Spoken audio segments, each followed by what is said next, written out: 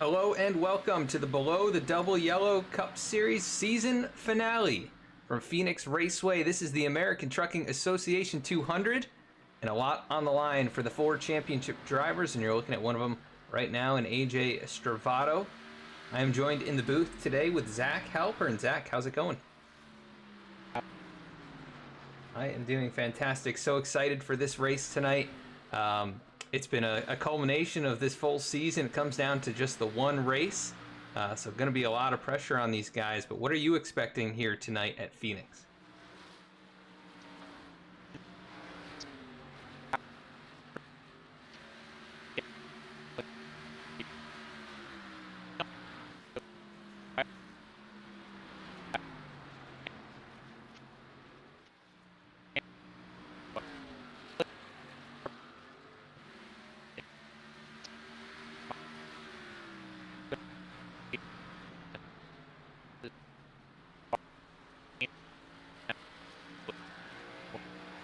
Yeah, and I hope it does come down to a battle between those championship drivers. But I hope the regular season guys that aren't in contention for the championship don't just roll over for them. It's a race, and they're out here to try and win. So I'm hoping that those guys can give them a little bit of a challenge at least. I'm seeing Chris Simard, who is not a championship contender tonight. He's currently fastest in practice, so it could very easily come down to a non-championship driver winning the race, and it's whoever's battling for second. So that will make things interesting for sure. And tonight is going to be an evening to a night transition, so the driver's going to have to figure out what the car does over time and how they can adapt to that. And it is a 200 lap race, so a pretty long one, all things considered. In this league, that's one of the longer races that we've had, and it will be a challenge to stay focused for that long.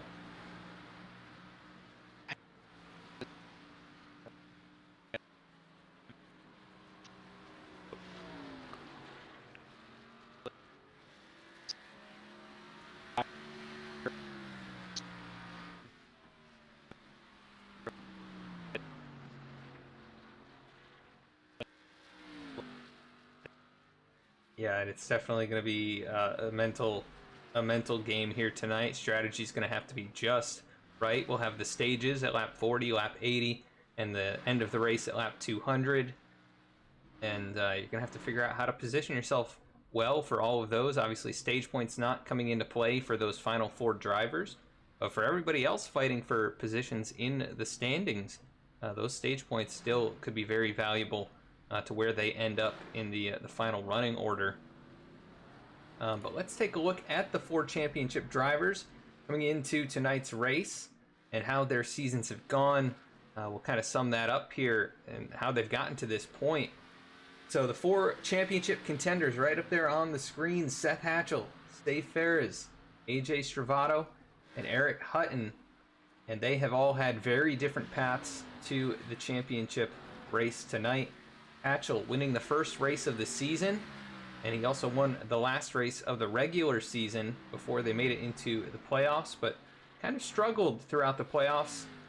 Solid, consistent finishes when he was able to get to the checkered flag, but a lot of wrecks that he was involved in, ultimately slowing him down in many of those races. But he came up just short to a couple potential wins during the playoffs, and either way pointed his way into this race by just a handful of points over his teammate Keith Mayato, who missed out by, I think it was just 4 points. Saif Faries also just squeaked into the playoffs, and it was actually because two drivers backed out that he was able to make it in. And Saif was right at the edge of being eliminated throughout each round, but in the last round there he won at Watkins Glen, locking himself into the championship race, and ultimately here contending tonight. AJ Stravato was the regular season champion with 7 race wins throughout the year. He had 4 regular season race wins, and it looks like we're getting a little bit of choppiness, so hold on, maybe my microphone is messed up. Give me 1 second.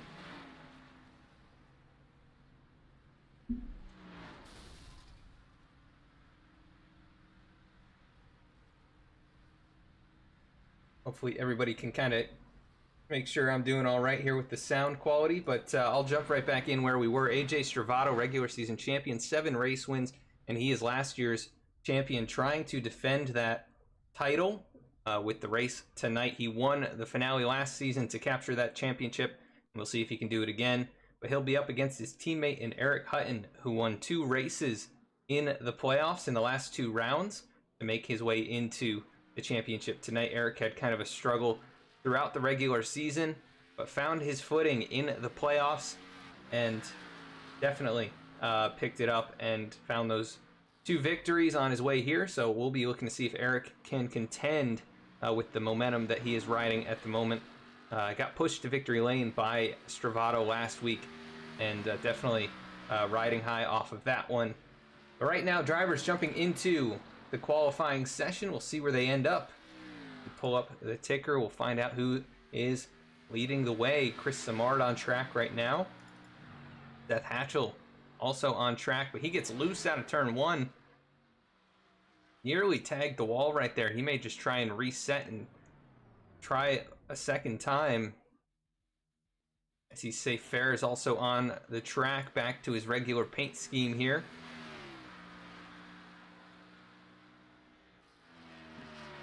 Let's take a look at the weather. 93-degree track temp, 89-degree air temp, and it should just get cooler as the night goes on. You think that's going to play into how these drivers tackle this place tonight, Zach?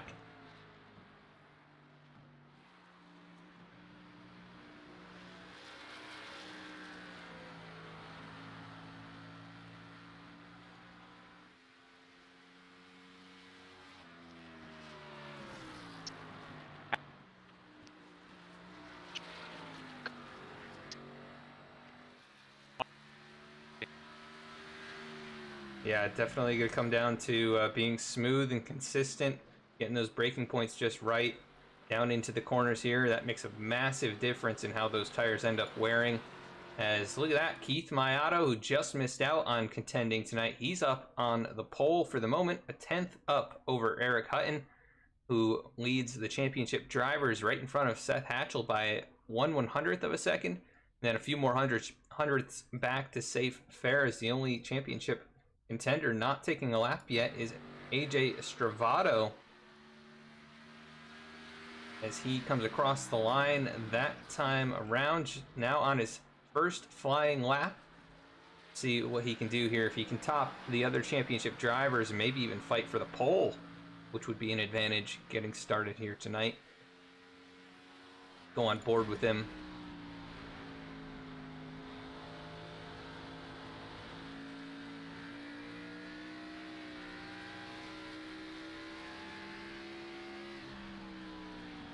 And across the start-finish line, 27.208. He's probably not going to be too happy about that. Currently 6th fastest.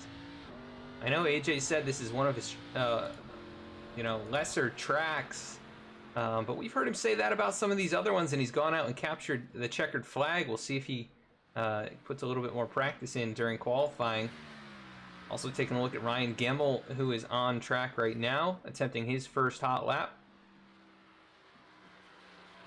From what I can recall, Ryan seems to like this place as he heads towards the start-finish line. And of course, this is not the new configuration, and it looks like Ryan will actually go second in qualifying and trying to complete a V-speed front row, and neither driver actually a championship contender. That'll be interesting.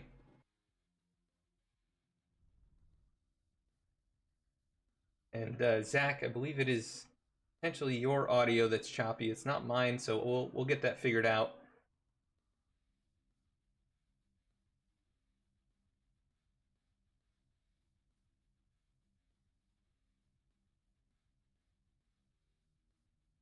All right, so just over 5 minutes left in qualifying, and most of the drivers have taken a lap. Jeremiah Vincent still trying to get up to speed here. We'll follow Jeremiah until he makes it to the start-finish line. Then we are going to jump to commercial break so you can learn more about tonight's sponsor, the American Trucking Association, as well as Below the Double Yellow and V-Speed. Jeremiah with 27.84, looking to improve on lap 2. He's currently 14th quick and will attempt a second lap. We'll see where he stacks up, as well as all of these other drivers. Just a few moments after some quick messages.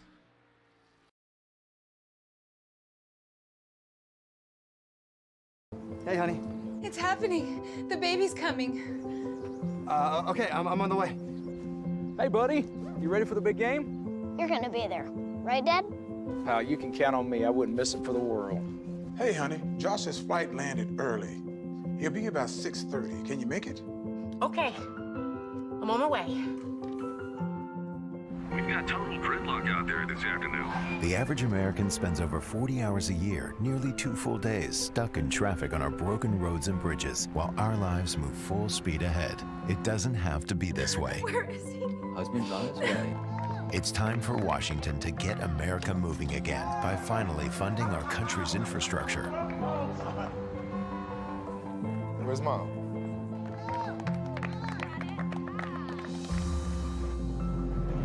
Tell Washington to fund America's infrastructure, because life won't wait. V-Speed is proud to be partnered with Below the Double Yellow podcast, a podcast for NASCAR fans by NASCAR fans. Listen to Nick and Joe discuss all the latest on-track action, available on Apple Podcasts and Spotify.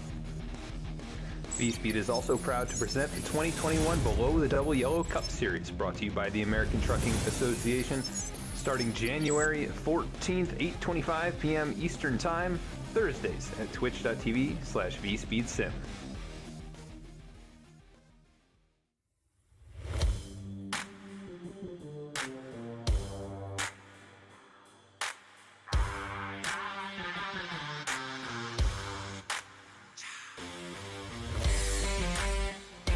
Welcome to V-Speed, your home for sim racing excitement, providing dramatic moments from iRacing and beyond.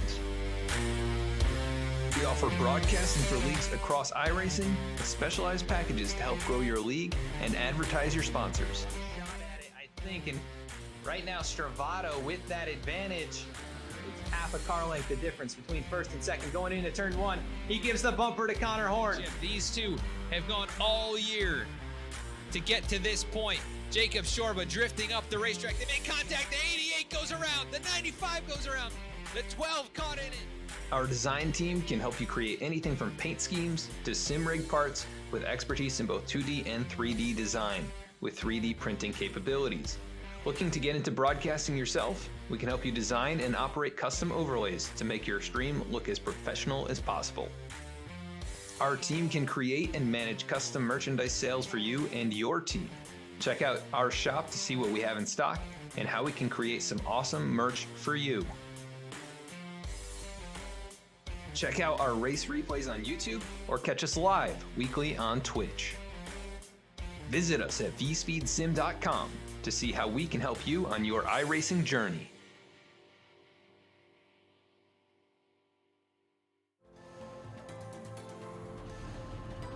We've been waiting for this moment. Generations of innovation all coming together in one place. A pedigree of more than 70 years of NASCAR Cup Series history, from the past to the present, from Petty to Earnhardt to Elliott. Today, there's no more waiting. The future of NASCAR is now.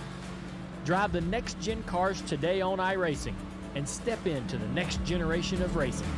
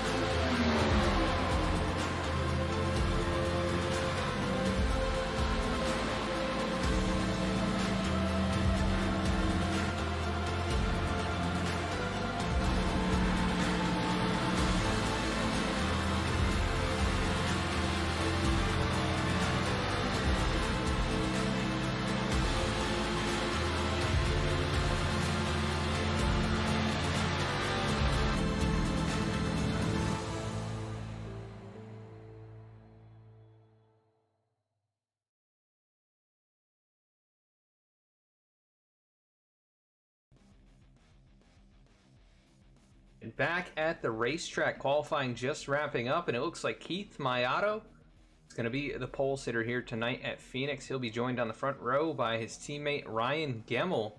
And we are fighting for the season champion, the driver champion here tonight, but the team championship has already been locked up among Team V-Speed, so they have won the team championship over Team LDR, who was a close second, but they did lock that up over the last couple of races. And there is Rookie of the Year still being fought for, and that's going to be Keith Mayato and Chris Samard fighting for that tonight. If Chris can gain a few points on Keith, he really needs to gain quite a few, actually, 28 points to leapfrog him. One of those drivers will come away with Rookie of the Year. Obviously, Keith, with his 4 victories, has had a fantastic year, but Chris not too far behind. And we're going to head to the starting grid as qualifying has wrapped up, and we'll see where your favorite drivers are starting in tonight's race. Taking a look at the front row, again, Keith Mayato, the pole sitter, who just missed out on this championship finale contention. He is going to be rolling off from the front row, trying to get a little redemption after missing out. Ryan Gemmel going to be rolling off from second position. He also just barely missed out on advancing. In row number 2, it is going to be Eric Hutton, the first of the championship 4, and then Seth Hatchel right there next to him, another contender. Saif Faries also in contention. He's rolling off 5th, and Chris Samard going to be starting in that 6th spot. AJ Stravato, the last of the championship drivers. He'll have to make up some ground on the other 3, but still starting right there in 7th. Josiah Vincent starting 8th. Dennis Faircloth starting in 9th. Jeremiah Vincent going to be rounding out the top 10. And starting off in 11th will be Nathaniel Ostrowski. 12th will be Brett Sommers. 13th, Cody Atkins. 14th, Eric Lambert. 15th, Lane Solfridge. 16th, Dallas Sullivan. 17th, Timmy Emanuele. 18th, Alan Dice. 19th, Dennis Steele. 20th, Nick Starling. And rounding off the field in 21st will be Zach Smith. But definitely a smaller field tonight. And we do want to give a big shout out to Alan Dice, who ended up winning an award this season as well, the Norm Benning Ironman Award, presented by Lazy Days Racing. That's a nice solid $20 bill in the pocket there for Alan. So congrats to him on that one, as he has won that, has it all locked up coming into tonight's race. And they're off rolling here. I'm not sure if we'll get a second pace lap or not. Either way, the championship comes down to tonight's race, and 4 drivers fighting for that position. And the pace car is off, waiting for that green flag to fly. It'll be Mayato and Gemmel get us going here tonight. The American Trucking Association 200, green flag in the air, and we're underway.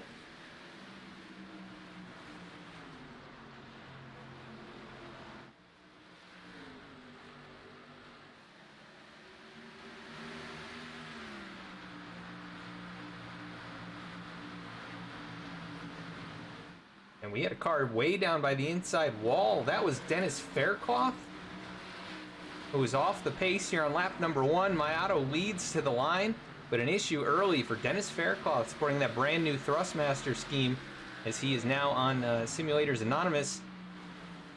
And he's going to go all the way to the back of the field to start things off, as Mayato leading by a few car lengths over his teammate. We've got a battle forming back here between championship contenders.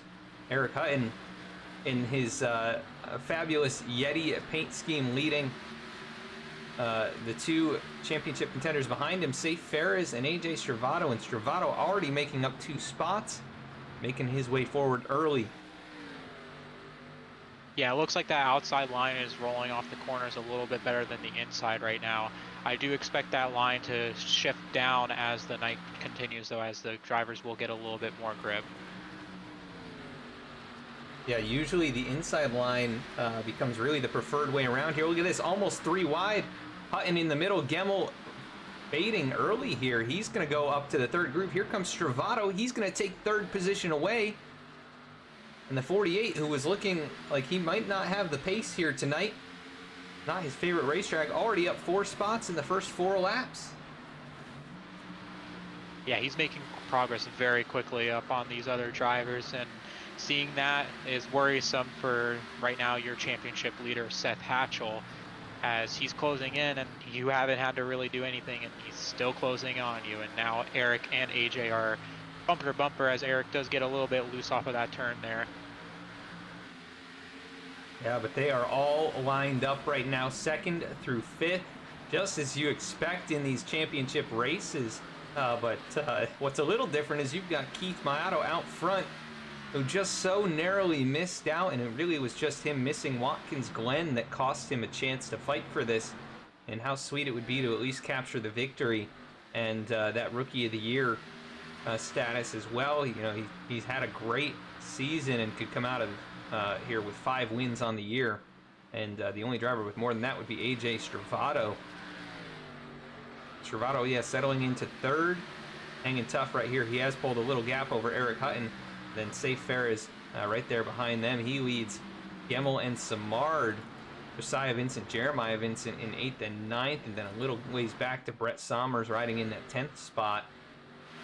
But yeah, they've already spread out a bit, like you mentioned, so it could very easily be a very green race.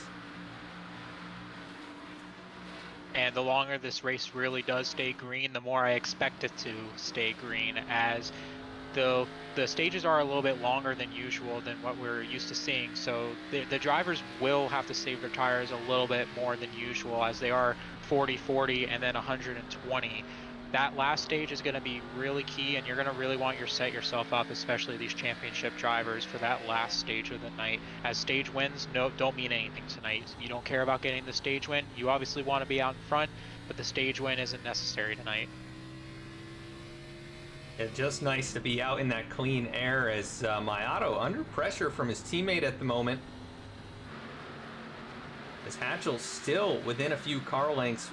He has shown the most speed so far, other than Stravato possibly, but Stravato is kind of stabilized right here, about a 2nd behind those top 2. And now Saif Faries actually putting some pressure on the 77. Those are the last 2 winners that we've had, with Saif winning at Watkins Glen, Hutton winning at Talladega, and definitely riding high on that momentum for both drivers. Saif probably just so happy to be here in this spot after just squeaking through the playoffs. Really had a lot of speed all season, as we see Josiah Vincent tag the wall through the dogleg. So little issue there. He's got some right rear damage early on in this. Josiah good at these types of tracks as well.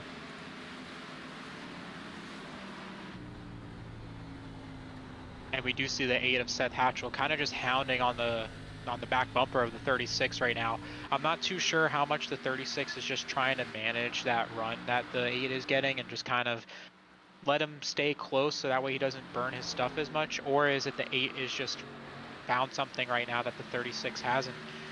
Either way, we're looking for a good battle for the lead right now. Yeah, both these drivers definitely good at saving tires and being very good on the long run, but right now Hatchel really is showing some good short run speed, and he is putting that pressure on the 36. We haven't seen Seth do this all that much this season. He's more of steady as she goes, and then really put on the pressure at the end of the race. But he's definitely got some speed here tonight, but you can see he's really driving that car hard. That time out of the corner actually lost a little ground to Mayato, but down into the corner he is keeping that distance about 2 car lengths. Definitely a car to watch out, that number 8 tonight. But Stravato, meanwhile, he's closed up about a 10th or so. He was about as quick as Mayato last time around, but he has found some pace as well here as the run progresses. Hutton and Faries have separated a bit more, looking for other battles on the racetrack. I see Chris Samard still behind Gemmel. Alan Dice back here, not too far off the back bumper of Ostrowski. We do have a side-by-side between Eric Lambert and Cody Adkins. This is for 12th and 13th position. Eric, who had a couple strong runs during the playoffs, though not in the playoffs, running that memorial paint scheme to commemorate his friend, a member of Simulators Anonymous, and a great looking car, and of course a great meaning behind that one. He's going to get put under pressure by Timmy Emanuele, that 39 Gulf paint scheme. And Dennis Faircloth has recovered somewhat as he is now back up to 15th. And oh, Timmy Emanuele losing it through the dog leg. Actually hangs on to it. He's going to lose all of those positions back to 19th. So an issue there. Not sure exactly what brought that about. Let's go back and take a look. Just loses it underneath the 3 car. Yeah, I think he wasn't expecting the 3 to come down as much as he did, and kind of freaked out a little bit and over adjusted his wheel to compensate for the possible need for extra room. And when you yank the wheel like that in that portion of the track, you're gonna get loose a lot of times. Yeah, the car's struggling right now as well. Alan Dice, he was just up by the outside wall, kind of overshot the corner. And he's going to get passed up now by Lane Sulfridge. Nick Starling starting towards the back tonight. He's also going to make a pass on the 57. He gets a really good run out of turn number 2. And now underneath Allen. Hasn't completed the pass just yet, actually. They go side by side, and it looks like now Nick completes the pass. So Alan Dice really struggling as this run goes on. Looking for other battles on track. Samard and Gemmel pretty close here, just a car length separating these two.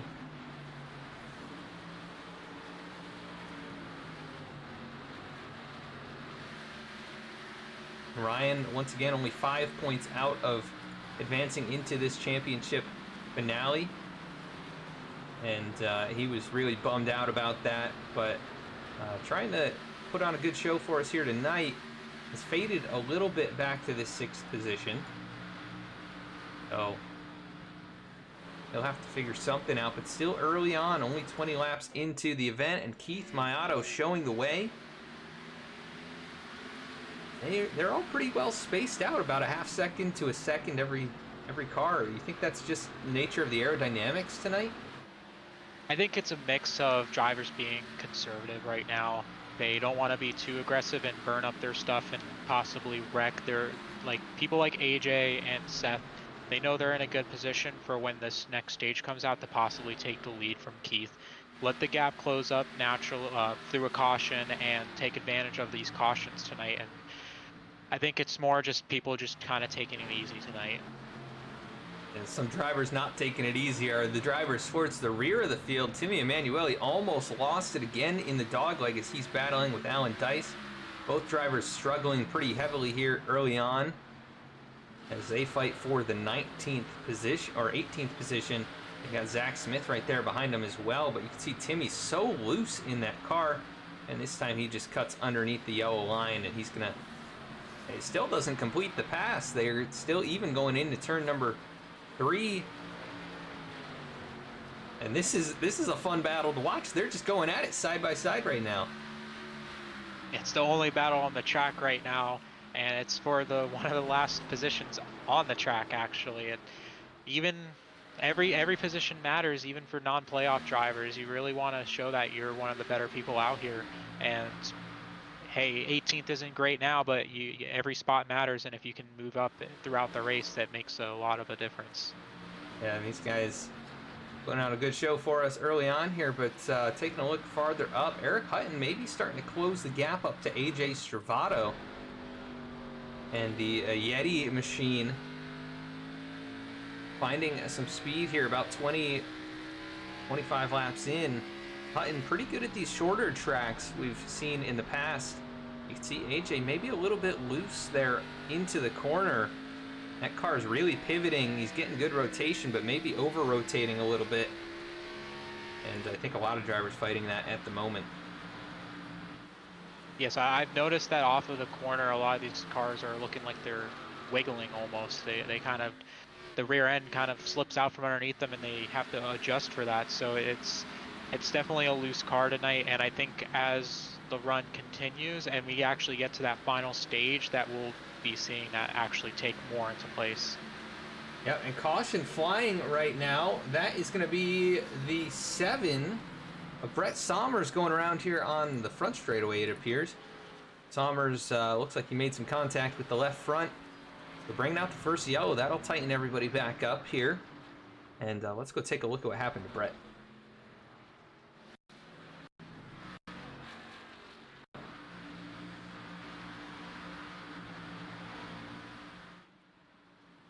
So Brett Somers, about 25 laps into it, running inside the top 15, one of his better performances. He just gets loose out of turn number 4, tags the inside wall with the left side. And luckily, everyone able to avoid him. He gets it spun back around, back under power, but he has lost all that track position, and he's going to have to get that car repaired as well.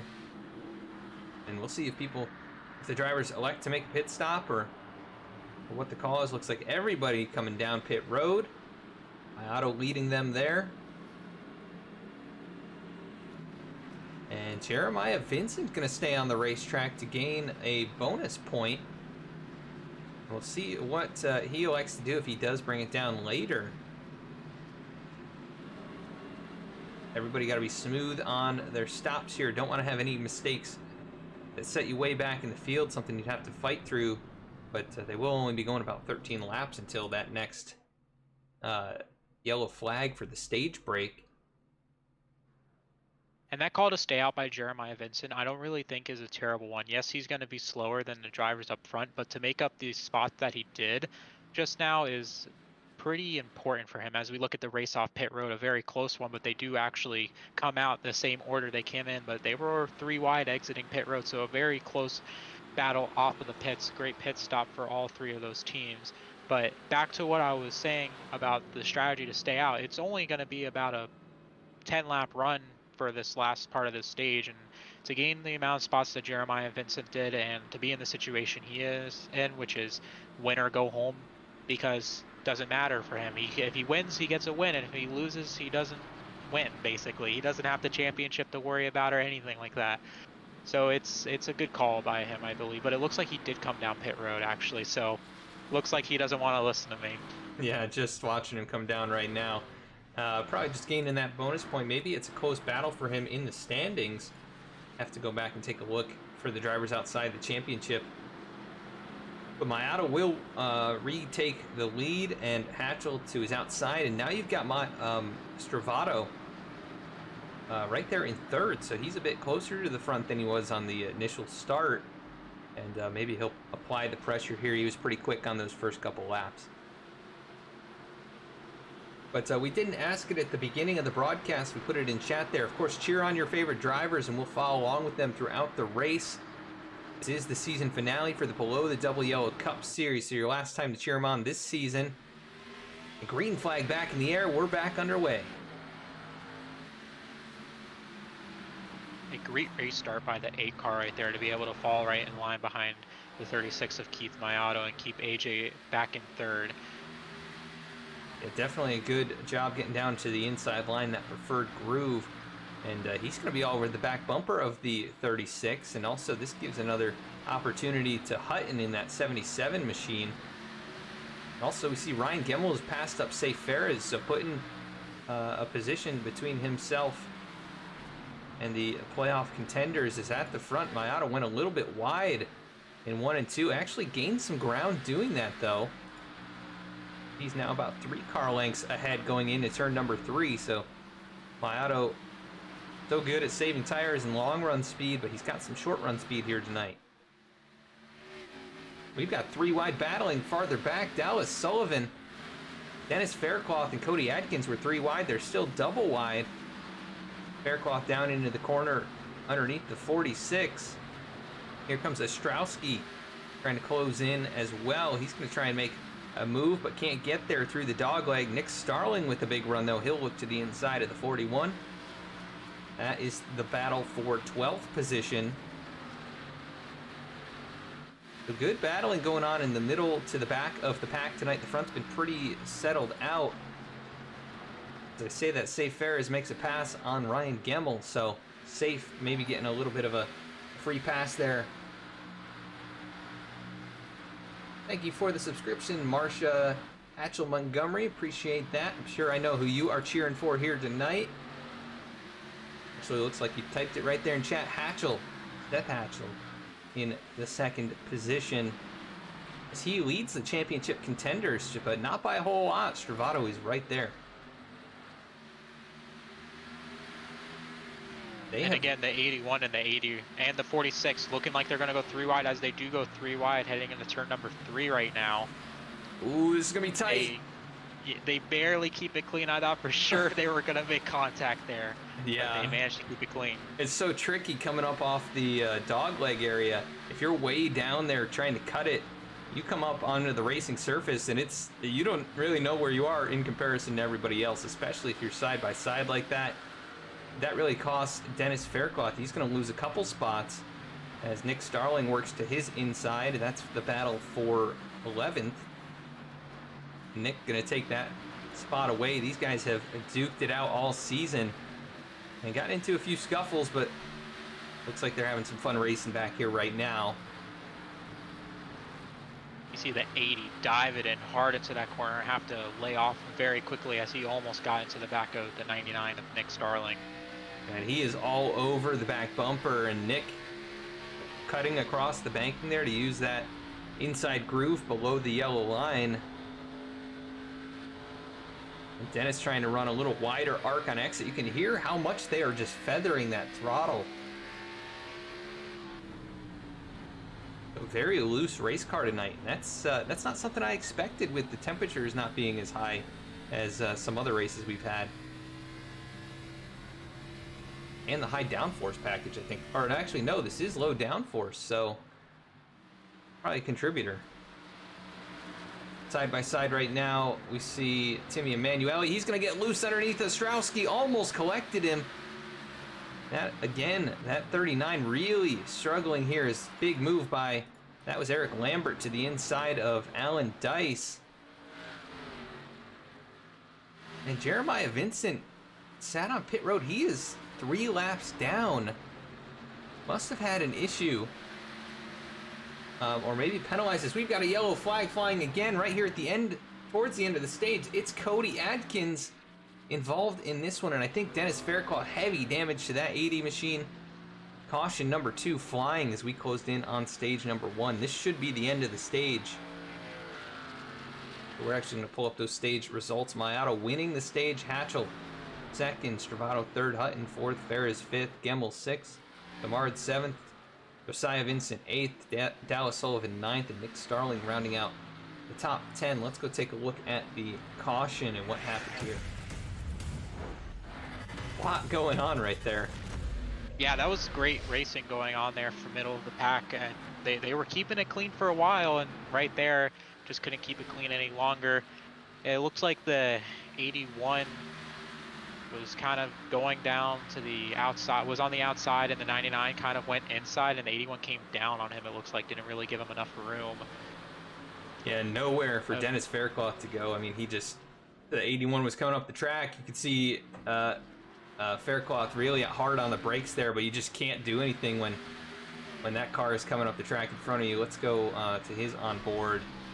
And yeah, a little bit of net code involved there. That's the same kind of situation though, where coming up off that dog leg, you just don't know in relation to the other car where you're at exactly. The caution number 2 flying. And it looks like they're gonna penalize the 99 for that caution right there. And honestly, the way I look at it is like, yes, that was aggressive racing from the 99, but I think that's more of a racing deal. But the admins do look at this and determine what the caution will be like, and that's what they determine it as. So 99 looks like he's at fault for that caution. Will go to the back of the field. Yeah, we've got a little different admin situation in tonight's race.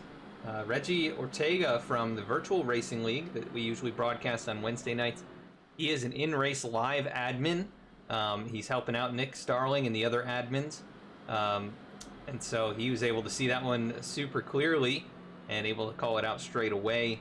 And he'll also be watching for penalties on pit road so that the championship drivers don't take advantage of this being the last race and there being no future races to give the penalties for.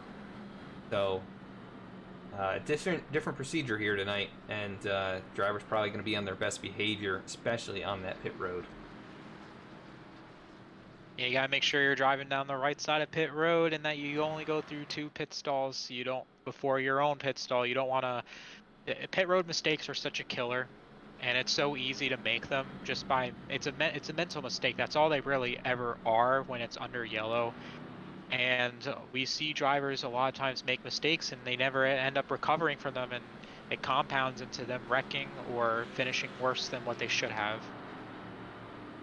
Yeah, and you don't want to make that mistake. It's still early on, though, only a fifth of the way through this event.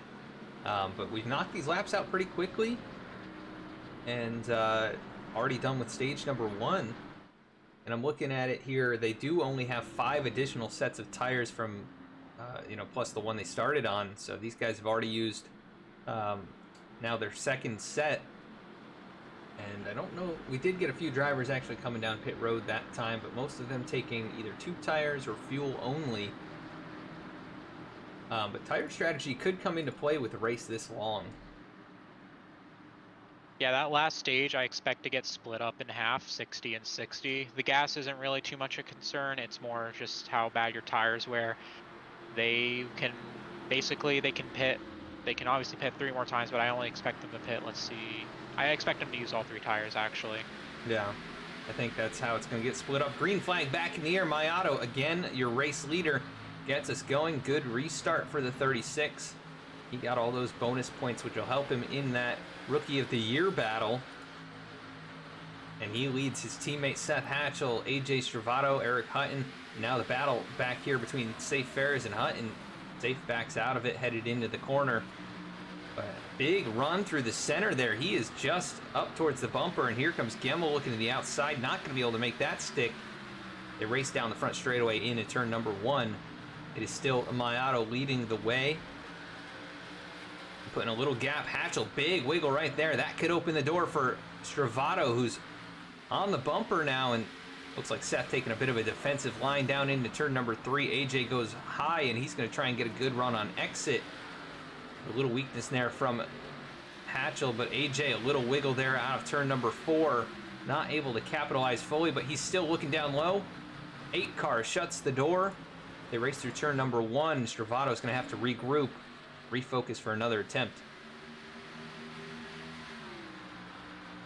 And that spot right there is the spot for the championship, and it's obviously very early on into this race, but we've seen it seems somewhat difficult to pass tonight. Like it's not the easiest thing to do. It can be done, but it's not going to be easy. And if you can get that position right now here at the beginning of the stage and hopefully fend off the 8, the 48 is looking to take advantage of that.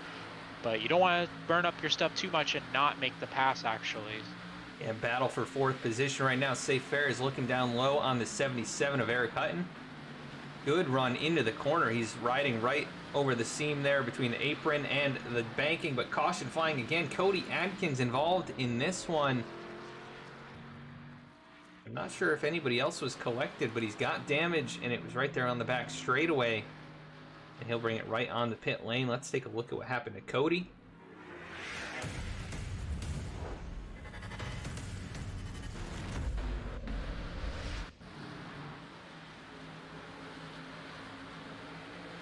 Cody involved in a few things tonight, but through the dog leg, just down there in that lower groove, gets loose, couldn't save it, and he's going to slide head first, or nose first rather, into the inside barrier. Pretty big hit for that driver. Able to drive away, but going to be a lot of damage on the 81. And not the night he was looking for after a string of pretty good races. Cody's going to wrap up the season here with a bit of a rough one, it looks like. And that's the second time we've seen a caution just like that actually happen. We saw it earlier. I don't recall who it. I think it was Brett Sommers, the 7 car, who got around earlier in the dog leg. Correct me if I'm wrong, Adam. That was Timmy Emanuele, the 39. Yes, but so it's looking like it's pretty loose to that dog leg, and these leaders are going to have to be very wary of that. Especially in stage 3 when it comes down to it. We're going to see drivers on very old tires in that stage. They'll probably have to make a green flag pit stop if they do end up having a green flag run. But so far, it's been slippery, and we already have had 3 cautions. Some close calls as well, so we could have even had more than that if things had gone wrong for a couple other situations.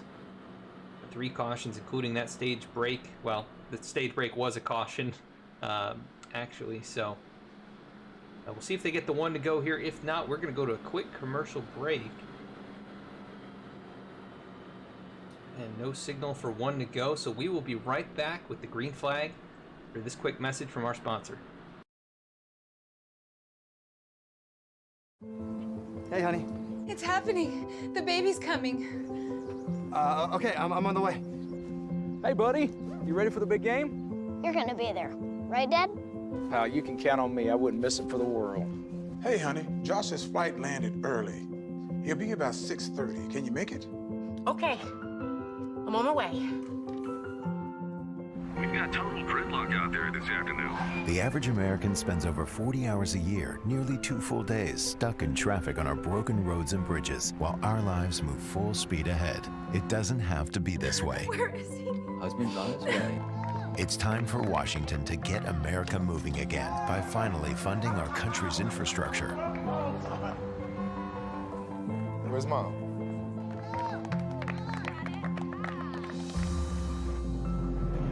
Tell Washington to fund America's infrastructure, because life won't wait.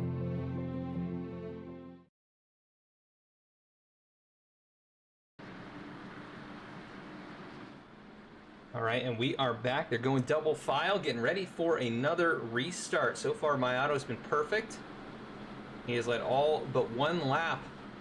That other lap led going to Jeremiah Vincent, who has gained 2 of his 3 laps back. Actually, just 1 lap down right now in the 19th position. Only driver off the lead lap. Jeremiah trying to recover from what looked like a pit road issue. And to report on drivers going behind the wall, we've got Dennis Steele out of the race early in this one. And Cody Adkins took it behind the wall just after his latest incident. So down to 19 cars on track. But that does not mean there's a lack of action out here. My auto, Hatchel on the front row, about to get us going once again. Green flag back in the air from Phoenix.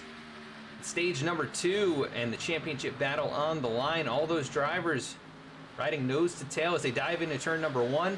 The battle for 4th position between Saif Faries and Eric Hutton gets settled out as they hit the dog leg, but Saif has been putting that 77 under pressure here and showing some good speed early on. And again, we see the 8 get a great restart to be able to jump down in front of the 48 and keep him at bay. There might be a little bit of communication going on between those 2 teammates, the 36 and the 8, to try and keep AJ back, as the 8 says, if I finish 2nd, I still win the championship, and the 36 is like, well, if I win, I win. So they're both probably pretty happy with where they are right now. As long as AJ stays in 3rd, they're both going to be content.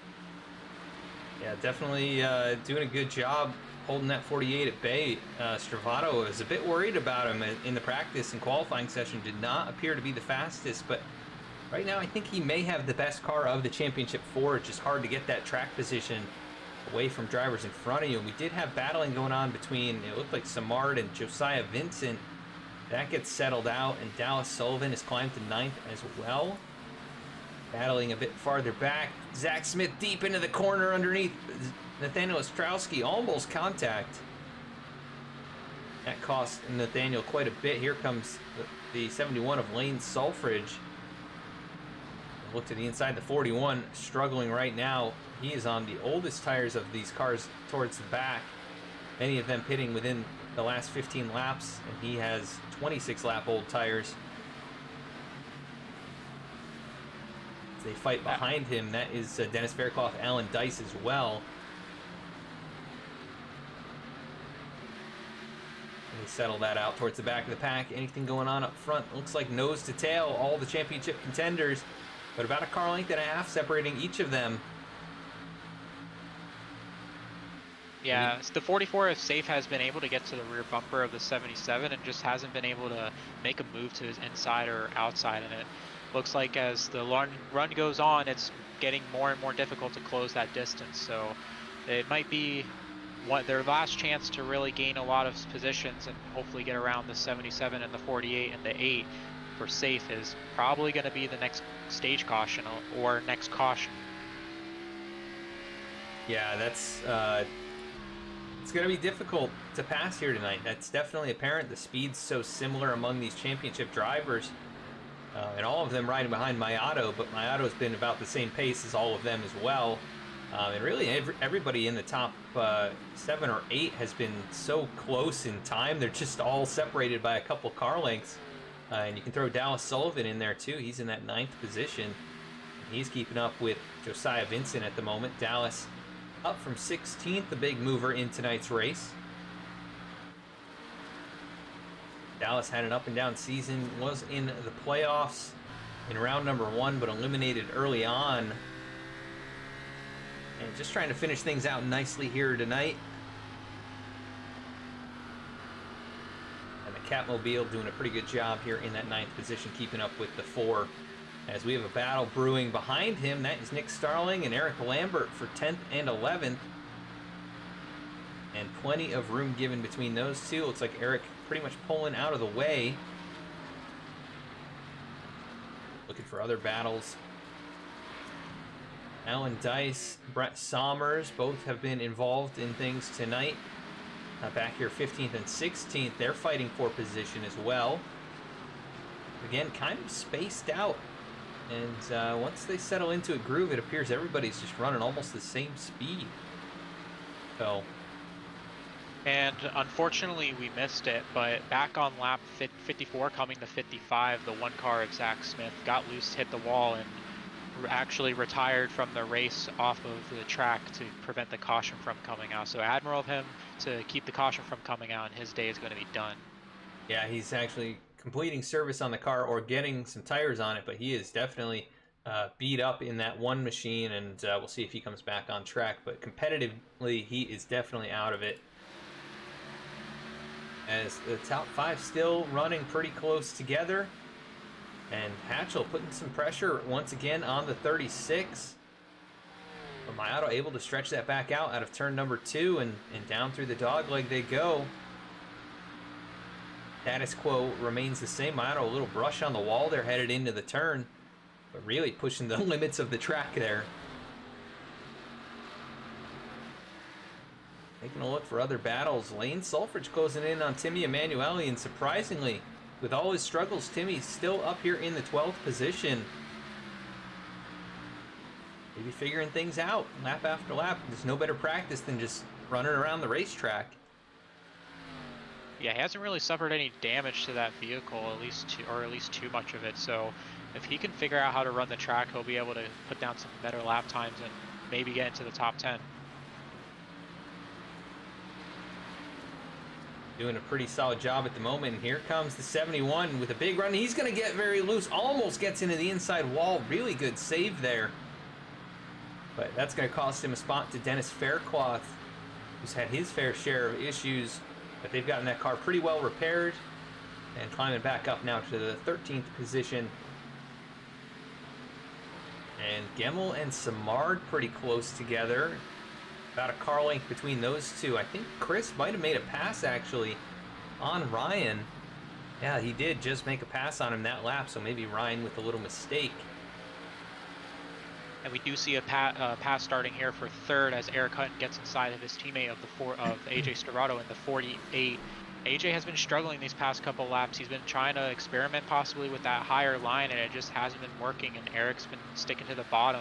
AJ is going to get the better run off of the high line as natural, and 77 of Eric is just going to fall in line after that. And you can see just how much that really slowed them up there, as they're now about a second behind 2nd place. Yeah, and you can just tell these guys are really wheeling it out here. I'm going to go on board with Eric Hutton, who was very sideways the last couple of corners trying to make that pass. Eric definitely a very solid short track racer, and this place runs a lot like a short track. Only a mile in length. It feels sometimes bigger than that, but definitely he is wheeling it out here tonight and able to hold off drivers like Saif Faries for the moment. But Saif has closed up during all that battling, so he's maybe going to try and attempt to pass here. But not quite close enough. Still a car length in the mirror of that 77. And behind them, Chris Simard, he's picked up some speed as he's gotten away from Gemmel, his teammate. And another driver, Nick Starling, he is pulled long ways away from Eric Lambert and closed in on Dallas Sullivan. Those two on pretty equal tires, about 12 laps fresher than the top 8. But Nick finding some good long run pace as they've gone, I don't know, what, about 10 laps now? 10, 12 laps? Yeah, it's been roughly about 10 to 12 laps since we last took the green flag. And you can see all these championship drivers, they're right now 2nd, 3rd, 4th, and 5th. They're pretty consistent all time wise. The only reason Seth has such a big gap is from AJ and Eric really battling each other. And right now, obviously, the cream of the crop of this field today is Keith Mayauda. He's been doing a great job staying out in front and leading almost every single lap tonight, and Seth doing a great job maintaining 2nd. But I think this race is really going to come down to who's going to make a mistake and who's not going to make a mistake. If you can go mistake free, especially on a night like tonight, it can put yourself in some pretty good position to win this championship. And I really think that the mistakes are going to be very costly tonight after seeing how difficult and how similar in speed these drivers are. Yeah, so far pretty much mistake-free for all of our championship contenders. It's all about where they've settled in. And how about this? Chris Simard breaking up the party.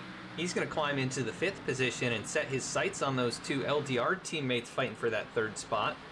So Simard really finding some good pace. Last time by, he was 3/10 faster than AJ Stravato, 2/10 faster than Saif Faries, who he got past.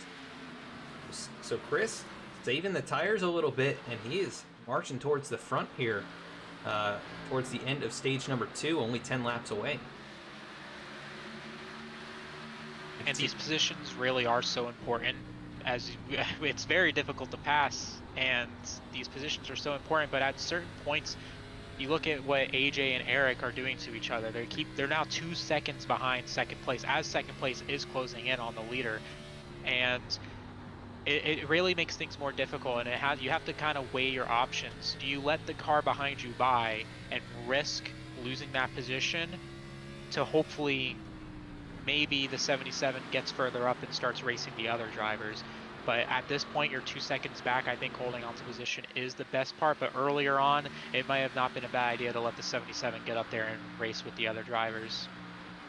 Yeah, they've separated now by about a half second. So Hutton getting off the back bumper, maybe realizing exactly what you're saying. It maybe is best to just try and not make a mistake with the cars being as loose as they are. You really don't want to cost yourself any track position, especially within the top 10 here. These guys also close on speed, as he is really struggling now. So had some good pace there in the middle of the run, but actually starting to fade. See, he's having trouble with the back tires on that car. He's heated them up a little bit too much. Saif Faries has not let Chris Simard get very far out in front. Chris got past him, and they've kind of stabilized. It's kind of what we've seen among this top 10. Everybody kind of staying where they're at. The gap just starts to increase a little bit more per car. Meanwhile, out towards the back here, they are not spaced out very much. It is nose to tail here from Lane Sulfridge all the way back to Nathaniel Ostrowski. And you can throw Jeremiah Vincent in there even off the lead lap. And he's hoping that these guys just don't make a mistake and he can get the lucky dog here in 7 laps rather. As the battle also up in front of them, Dennis Faircloth, Timmy Emanuele, they have been at it here for 10 or 12 laps as well. Dennis really big wiggle into the corner, trying to run that high groove, can't close up that way.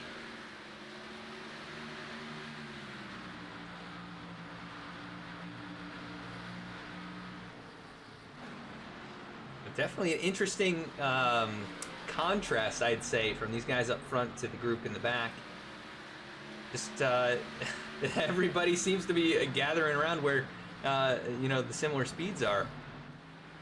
Yeah, it's really interesting how this race is panning out. Up front, it's spread out. Everyone's pretty much 5/10 apart, roughly, and then further back in the pack, they're like really close together, and they've been racy all night back in the pack. So we're going to get some racing action here in the back, and then up in the front, it's going to be more strategy, it looks like. Yeah, and I think some of those drivers up towards the front. Oh, Brett Somers nearly goes around right as we're looking at him.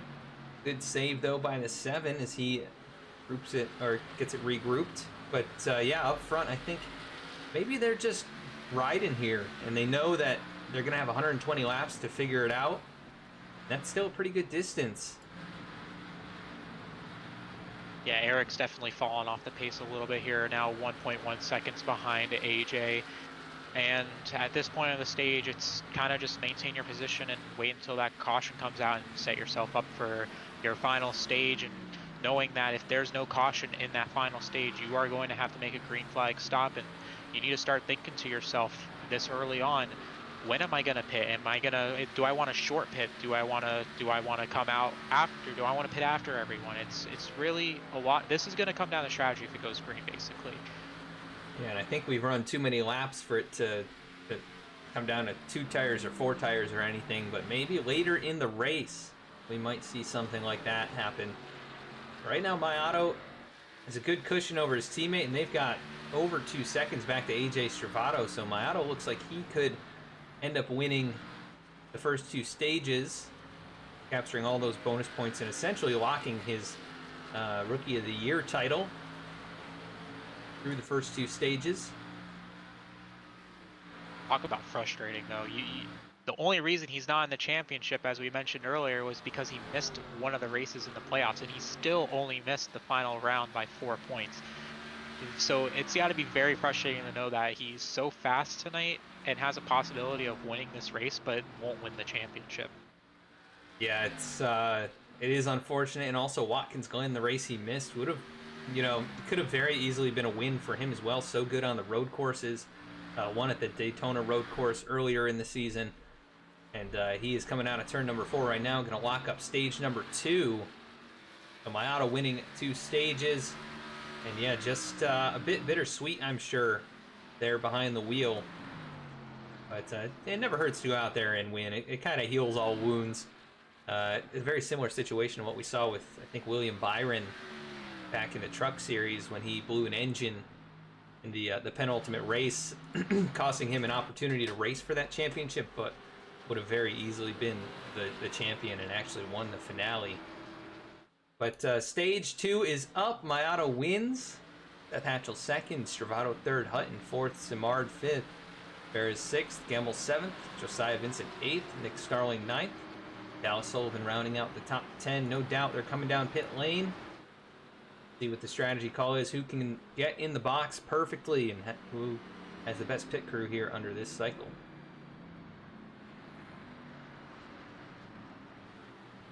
And this can be a very big pit stop for these drivers.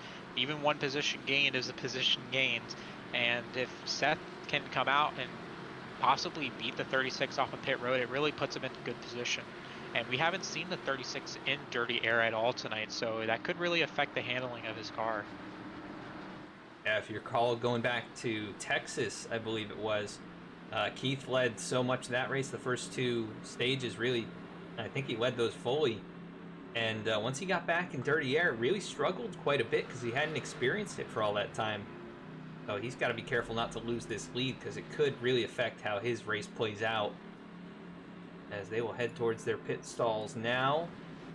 Stravato into his box, Hatchel into his, and Keith right on the money in his box. Almost looked like he was overshooting it. But we'll see who wins that battle off.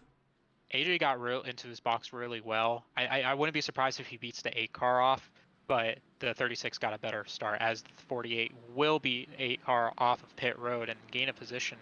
And that's the first time he's going to get by that 8 car tonight, and he will be in the championship lead. A great pit stop for those drivers. But again, you have to worry about the 36 and the 8, our teammates. They will be communicating more than likely on this restart, and hopefully the 48 of AJ, he's at least hoping for that he can maintain in 2nd. Yeah, that was a big moment right there, though. I mean, AJ's so good on pit road. We've seen him gain and loot and gain so many spots throughout this season. He's also had his fair share of mistakes with speeding penalties because he pushes the issue so much. But, you know, he didn't really have anything to lose in a lot of those races because he was already locked into the playoffs. But hasn't had a mistake like that in quite some time, so doing a good job perfectly that time on pit road. And he will line up to the outside of the race leader if my auto picks that lane. See where he elects to go. We're going to do a quick side-by-side commercial break, and we'll be right back with the green flag.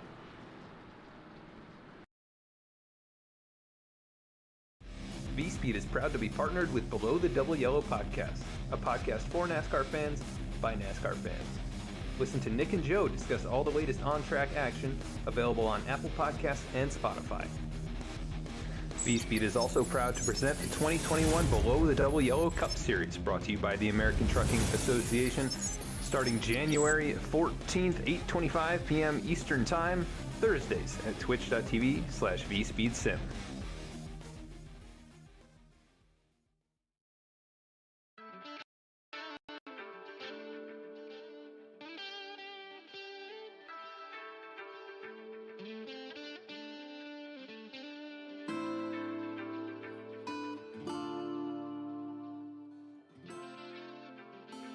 Simulators Anonymous is an online gaming community.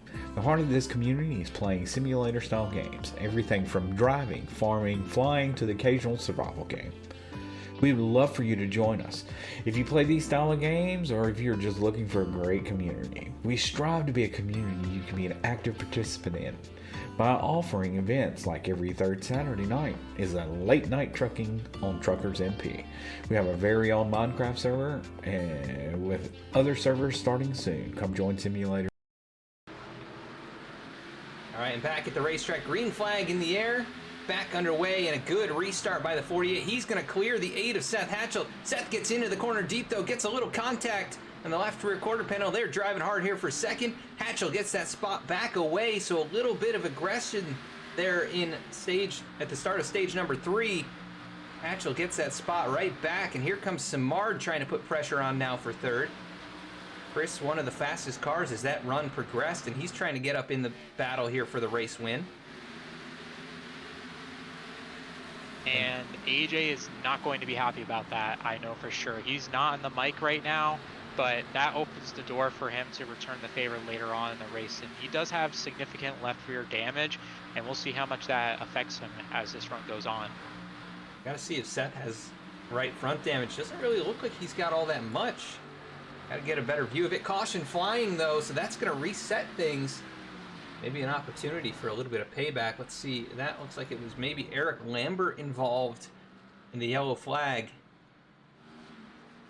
We just saw AJ pull up next to the 8 and kind of rev his engine a little bit, showing his displeasure with the 8 car right now. And hey, it might be unfortunate now, but you can return the favor later on in the race when it matters more. So just the 8 car needs to keep that in mind, as all bets are off now.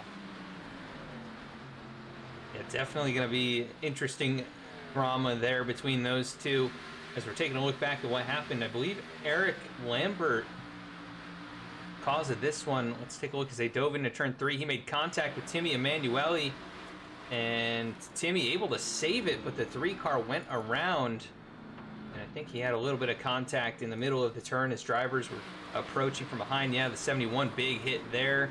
He spins it around. Brett Sommers tried to shoot the gap, couldn't quite get through. That'll add to the damage on the 7 machine, but a big hit there for Lane Sulfridge. He gets really, I think, the worst of it. Other than maybe the 3 car. That second hit to the right front wheel might cause some steering issues for Eric, as they're all going to bring it down pit road that were towards the back there, 15th on back. And something to note, Jeremiah Vincent back on the lead lap. Yeah, those cautions have worked out perfectly for Jeremiah tonight to give him the opportunity to get back on the lead lap, and I don't really see any damage on his car, so it must have been a technical issue or maybe mechanical issue with the car that they had to get fixed, and he's back out on the track making up positions and hoping to maybe get a top 10 here tonight. Yeah, and that would be quite the recovery if he could end up maybe even in the top 5. We know he's pretty good at these short tracks. I know he likes racing at them, and we've seen We once saw Josiah Vincent. I think he made up 4 laps in a race and actually ended up going on to finish on the podium or in the top 5. And Jeremiah trying to maybe one-up that and see if he can get back up in the mix as well. But green flag gonna be coming out next time. It'll be Mayato and Hatchel, and now Stravato and Hutton right behind them. And it looks like Chris Simard was not able to hang on to his position as he was racing it up for 3rd. I guess he never gained that spot and actually got shuffled all the way back to 6th. So we'll see if Chris can make any moves here on this restart.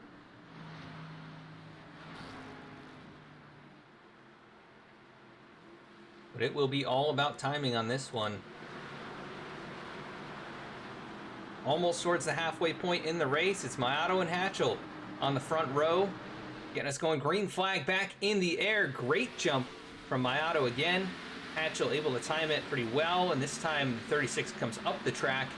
And under pressure, Hatchel trying to get a little distance between him and the 48. And Hutton doing a good job staying on the outside of Stravato. But now the 48 takes over 3rd. And battle behind them, Chris Simard, Saif Faries.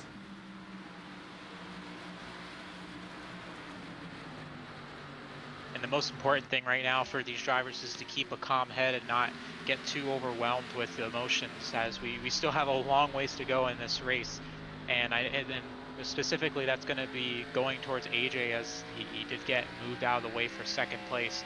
If he can keep a calm head and focus on the end goal tonight, I do like the way he's been driving tonight, and I do see him as a favorite, as always, to possibly win the championship tonight. Yeah, you can never count out that 48 machine here in the Below the BTDY Cup Series. He's won so many races here over the last 2 seasons. Obviously the reigning champion, looking to go back-to-back. Got some stiff competition here tonight, though. I mean, it was a little different scenario during last season's finale. He really was, by far and away, the best car all race long at Homestead last year. But tonight, not so the case. He is definitely competitive with everyone, but we haven't seen, a blistering speed that's just going to get him right on past everybody. He's got to fight for it here, and really fighting for it right now. And Hutton not cutting him any slack either. Eric wants this championship. He wants it. A couple wins over the last 5 or 6 weeks. So he's really had some good momentum. Right now, that 4th position where he's found home. And the 39 car wrecked on the front stretch. Oh, and the 71 comes flying in and wrecks him even more. That's going to probably end both of their nights there. Definitely end the 71 tonight. The 39 might not be done, but that is a big caution right there. Ooh, big hit for Lane Sulford. Look at the front end, or lack thereof, on that race car. We'll come back and take a look.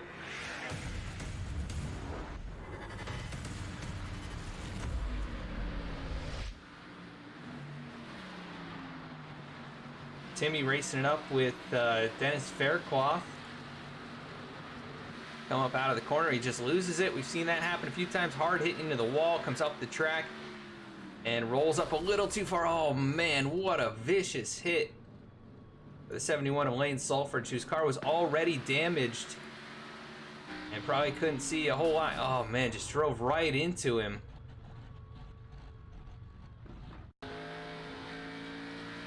Yeah, that's a really hard hit. I think he was expected to go to the outside, and then he saw Timmy roll up a bit more, and then he tried to make a last-second maneuver, and that was basically just full speed straight into the passenger side door on that 39 car. Yeah, he hit him about 120 miles per hour there, and you saw Timmy kind of just moved up when he was trying to lock up the brakes and just couldn't, it looks like, and rolled up a little bit too much, and nowhere for the 71 car to go. And unfortunately for both of them, that's gonna competitively end their nights. Yeah, it was a 50-50 chance to make it around that one, and looks like Lane just picked wrong. Happens a lot, but yeah, right around halfway, he's gonna be pretty much out of this one. We're gonna go to another quick commercial break, and we will be right back.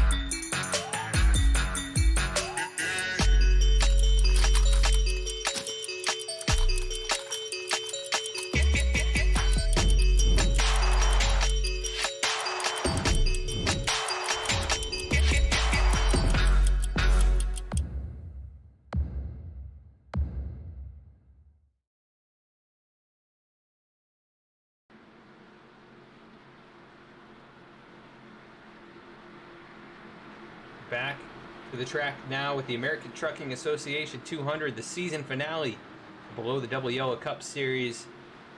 Right around the halfway point, Keith Maiato has dominated this race, leading all but one lap. Got his teammate on the outside, Seth Hatchel, fighting for that championship. Green flag back in the air. Good restart for the 36. Also a pretty good restart for Saif Faries, who's right behind the 48. See if he can put any pressure on Hutton, who's going to be to his outside here out of turn number 2. They will be side by side through the dog leg, but Saif not able to keep that run up. And he'll send it down into the corner, trying to get back alongside. Not quite there. Now he's along the quarter panel. But 77 with that advantage out of the corner. Saif gets a little loose, and they settle back in line as they run. But Seth Hatchel putting some big pressure on his teammate. Car length separating those two. It's hard to tell if that damage is hurting AJ or not tonight, and like he keeps closing in, but then the 8 and the 36 pull away. It's very hard to tell right now. We'll have to wait as this run progresses. Yeah, it's interesting. I mean, it's kind of the same as it was before, because he could run those first few laps. You could tell he's one of the fastest cars on track, and even looking at the best lap times, he has the second fastest time. Hutton with a little bit faster, but then both of them still faster than the two cars up in front. I think AJ with good short run speed, but he's a little bit lacking as they get really far into the run. But we'll see as it cools down here. Let's actually take a look. It's down only a degree on the track temp. So they're probably not feeling the effects of that just yet. And if we look a little further back in the pack, look at who's just now cracked the top 10, Jeremiah Vincent. He's now behind brother Josiah Vincent, looking to maybe take the spot from him. Some bragging rights between those two brothers right there. They have a lot of fun racing around each other, and you'll see them on track. They usually qualify around each other. They run around each other. It's very interesting how that works out. But both of them were in the championship finale last year and ultimately came up short. And both of them looking for their first victory of the season right now, running in those 9th and 10th positions. Battle right in front of them. It's Nick Starling moving up to 7th, taking a position away from Ryan Gemmel, who started on that front row but has gone nowhere but backwards throughout tonight's race. He'll look to the inside of Nick, trying to take that spot back, and he gets a good run. Nick gets really loose. Before Josiah Vincent closes in, he's got his sights set on that bright yellow machine. He also sees the 9 car coming up behind him.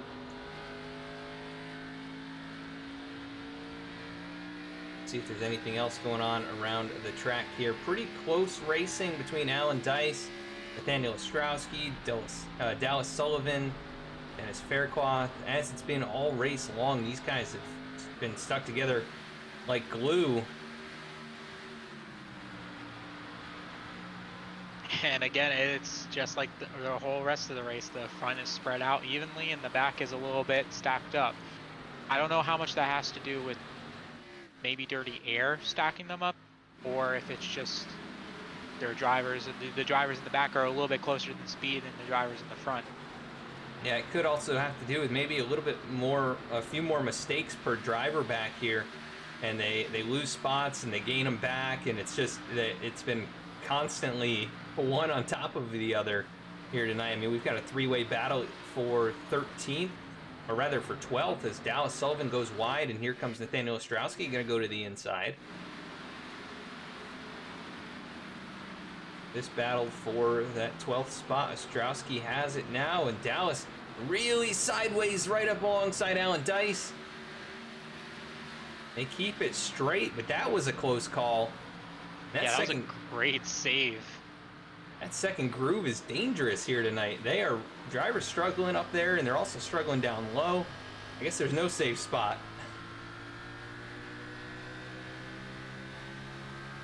Yeah, definitely a tough car to handle with tonight. These drivers obviously struggling with it, as we've seen multiple single car wrecks just getting loose either in the dog leg or off of turn 4. And we thought maybe that as night progresses, we will see a little bit more higher of a grip level, but it doesn't seem to be the case right now. Yeah, if anything, it's almost looser. Here's a battle brewing between teammates. Ryan Gemmel gonna make the pass on Chris Samard. Chris just gave it to him. And Ryan has had a pretty solid start to this run, and closing up on Saif Faries, who's lost touch with the other championship drivers. Right now, about a second behind Eric Hutton, who is closed back up towards AJ Stravato. And I wonder if Saif is saving anything here. You know, it looks like he's just opening up the door and going to let Ryan right on past. So maybe he's saving some fuel. Maybe it's close for a one-stop from here. I don't really know. I think they'd be able to make it, you know, stop it in 20 or 30 laps. He's going to have to do something different right now in order to win this race or win the championship. He's now hasn't had the speed to really pass anyone tonight, and he's been riding in 4th and 5th almost the whole night. And he kind of is a little bit slower than these other drivers, so if he's going to want a chance at this championship right now, he's going to have to pull out some kind of strategy to hopefully give him a win. Yeah, right now, 4th of the 4 championship drivers, and if you're just joining us here tonight, these are the championship contenders in tonight's race. Seth Hatchel, 2-time winner this season. Saif Faries, who we're on board with at the moment, won at Watkins Glen a couple of weeks ago. AJ Stravato, regular season champion and 7-time winner this year, also reigning champion of the series. And then Eric Hutton, his teammate, who has won 2 races in the last 5 weeks.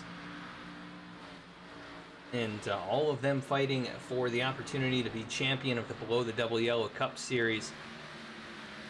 And right now, they are all within the top 6. As you'd expect, these races almost always come down to this type of situation. But the whole time, Keith Beato has been out front. He is now up over 100 laps at 111 laps led. And he'll lock up most laps led, winning both stages and still pulling away from his teammate in second.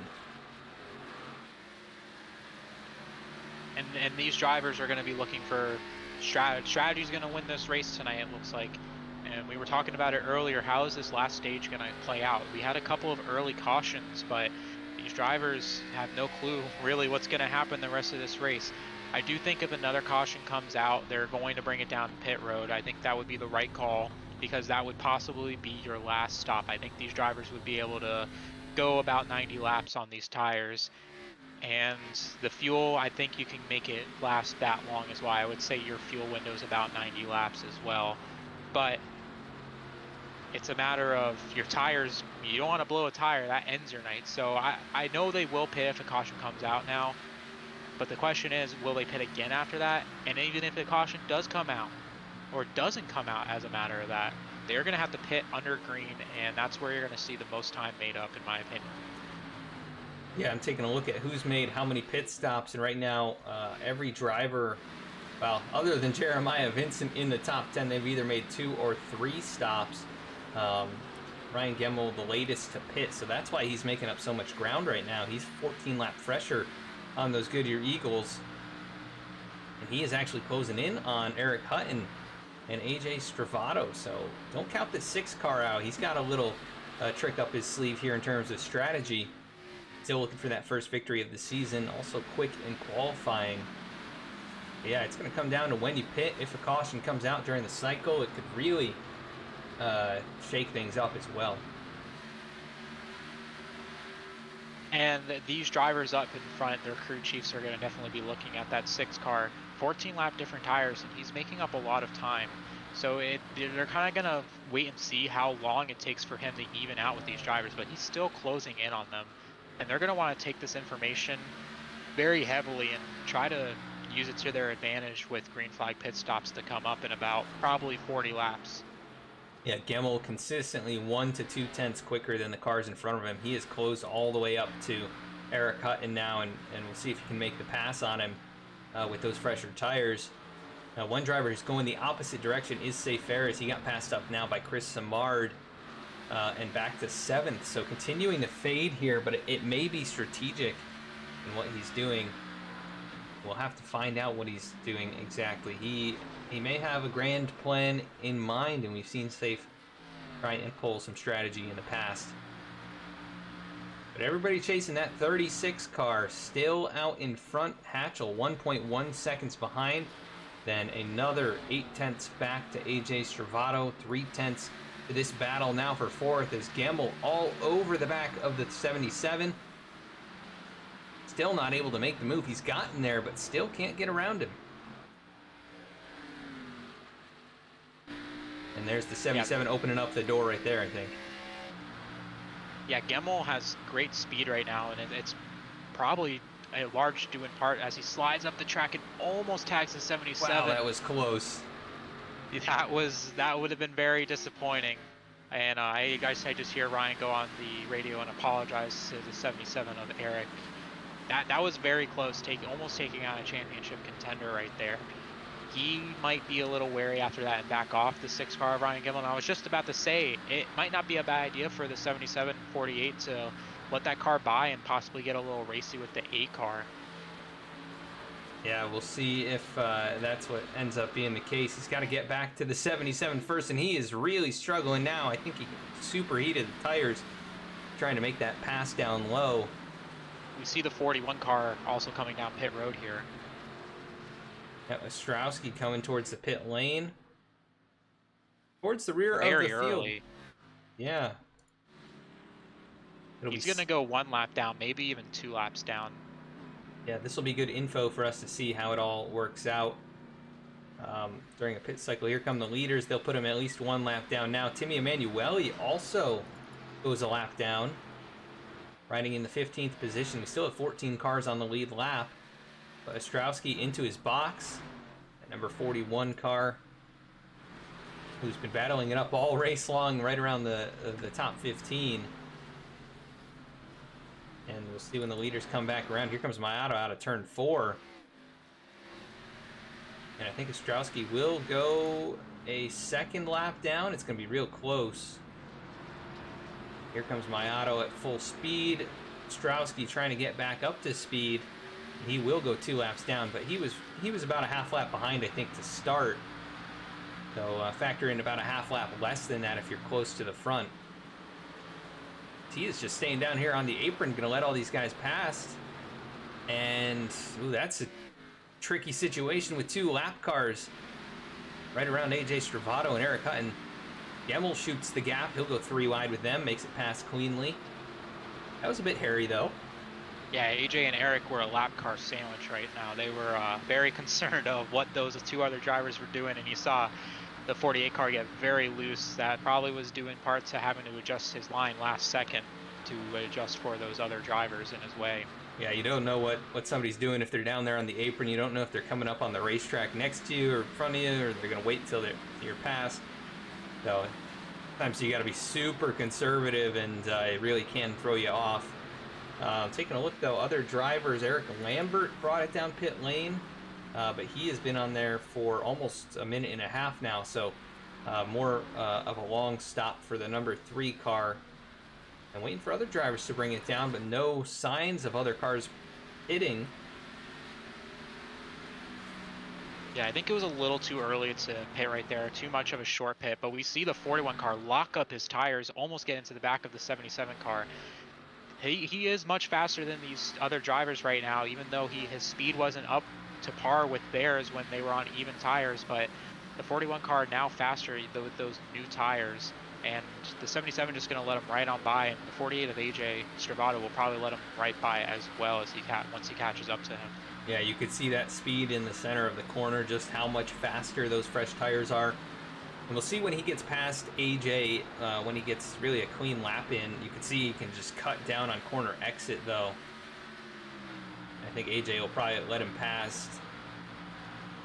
We know lap cars were a bit of a factor at Watkins Glen. It kind of played a role in the way I think that race worked out.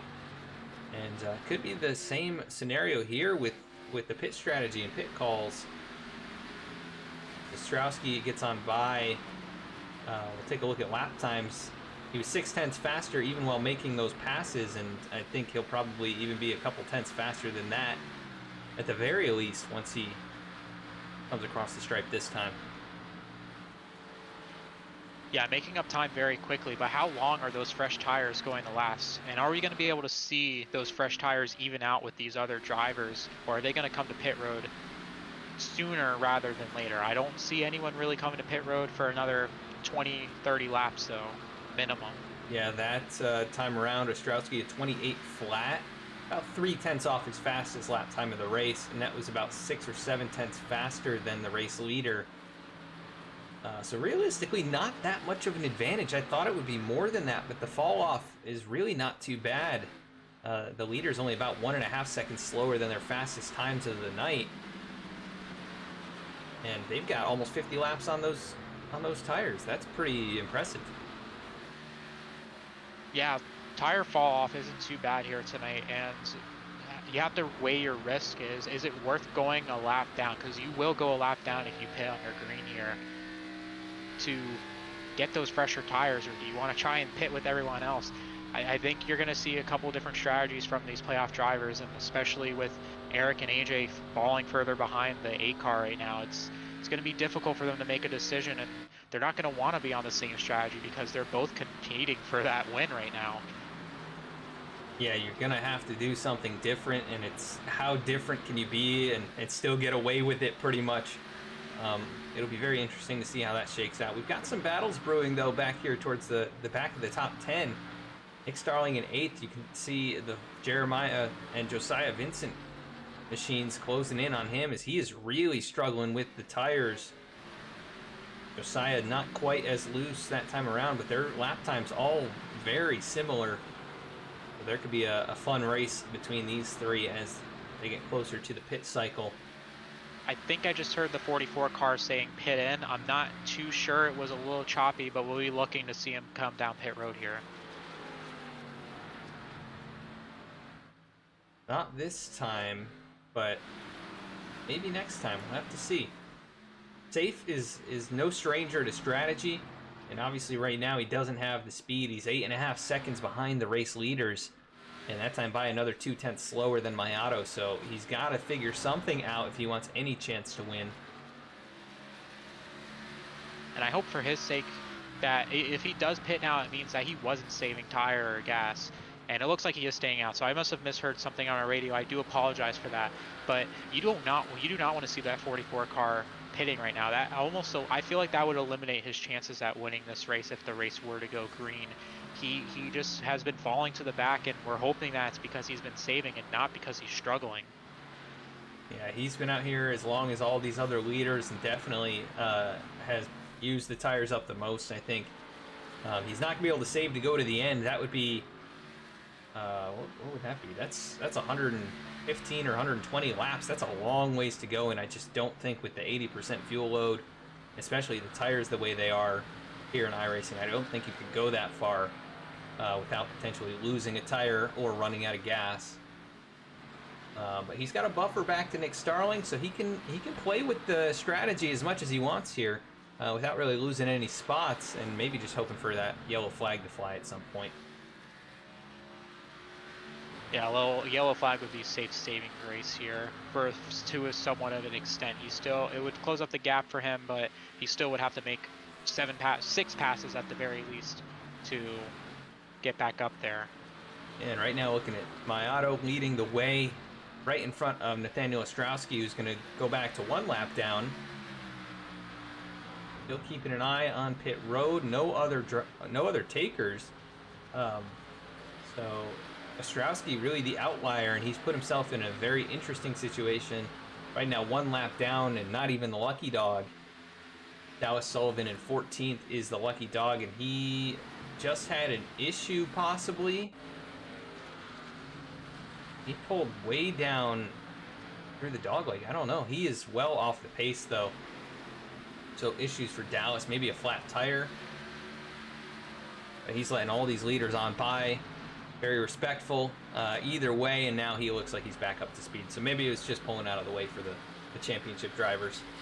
Yeah, I think he was just pulling out of the way there. I thought maybe he was coming to pit road since he was so slowed down, but he swerved it to the right to stay on the track. So very sportsmanlike out of him and to get out of the way and let these drivers race. Not the way Dallas wanted to end his season in 14th right now, first car lap down. But either way, could hope for a yellow flag, maybe still come out of here with a top 10. We've seen Dallas recover from worse. Meanwhile, Seth Hatchel leading this championship battle. And he's got a pretty good buffer back to AJ Stravato. It's over 2 seconds right now. And trailing and the 77 car is coming down pit road. Eric Hutton onto the pit lane. First of those championship drivers to bring it down. And here comes Nick Starling as well. And it looks like that is going to be Dennis Faircloth bringing it onto pit lane.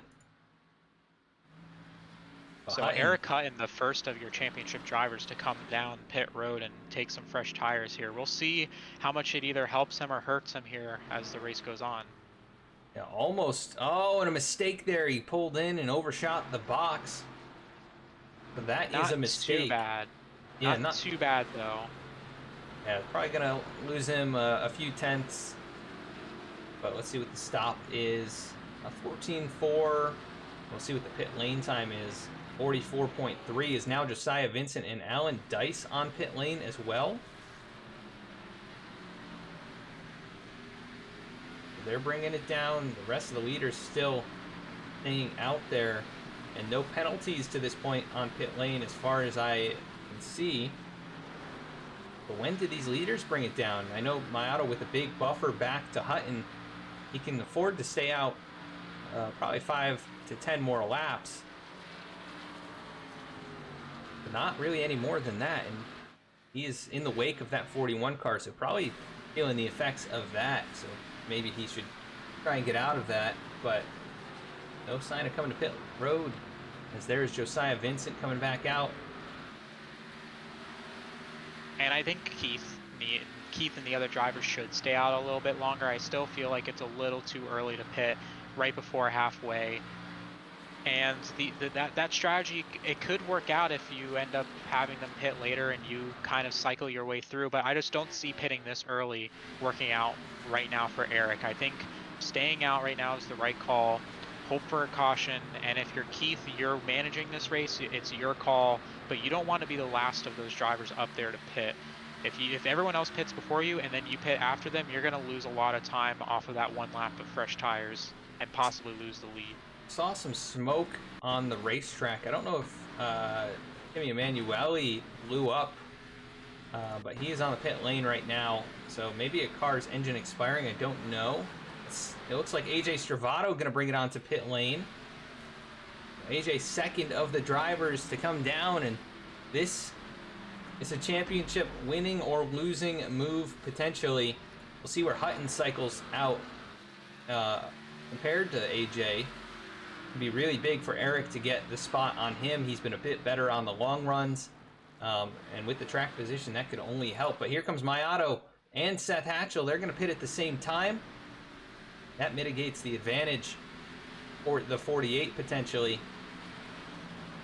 Saif Faries continuing to drive around out there. This could be the call. Maybe it's an overcut. Maybe now he picks up the pace, tries to make that work. But Hutton will cycle out in front of AJ Stravato, and so will Dallas Sullivan actually. But no, AJ actually gets past Dallas. So they will be 8th and 9th. And Mayato and Hatchel still on pit lane getting service. They'll get off of the pit road though. Ryan Even Gemmel, with the mistake, Eric made a great pit stop. It looks like AJ, it just depends on how fast AJ can close in on Eric, as that right now is the battle for the lead, it looks like. Yeah, Mayato and Hutton side by side. This would be for the net race lead.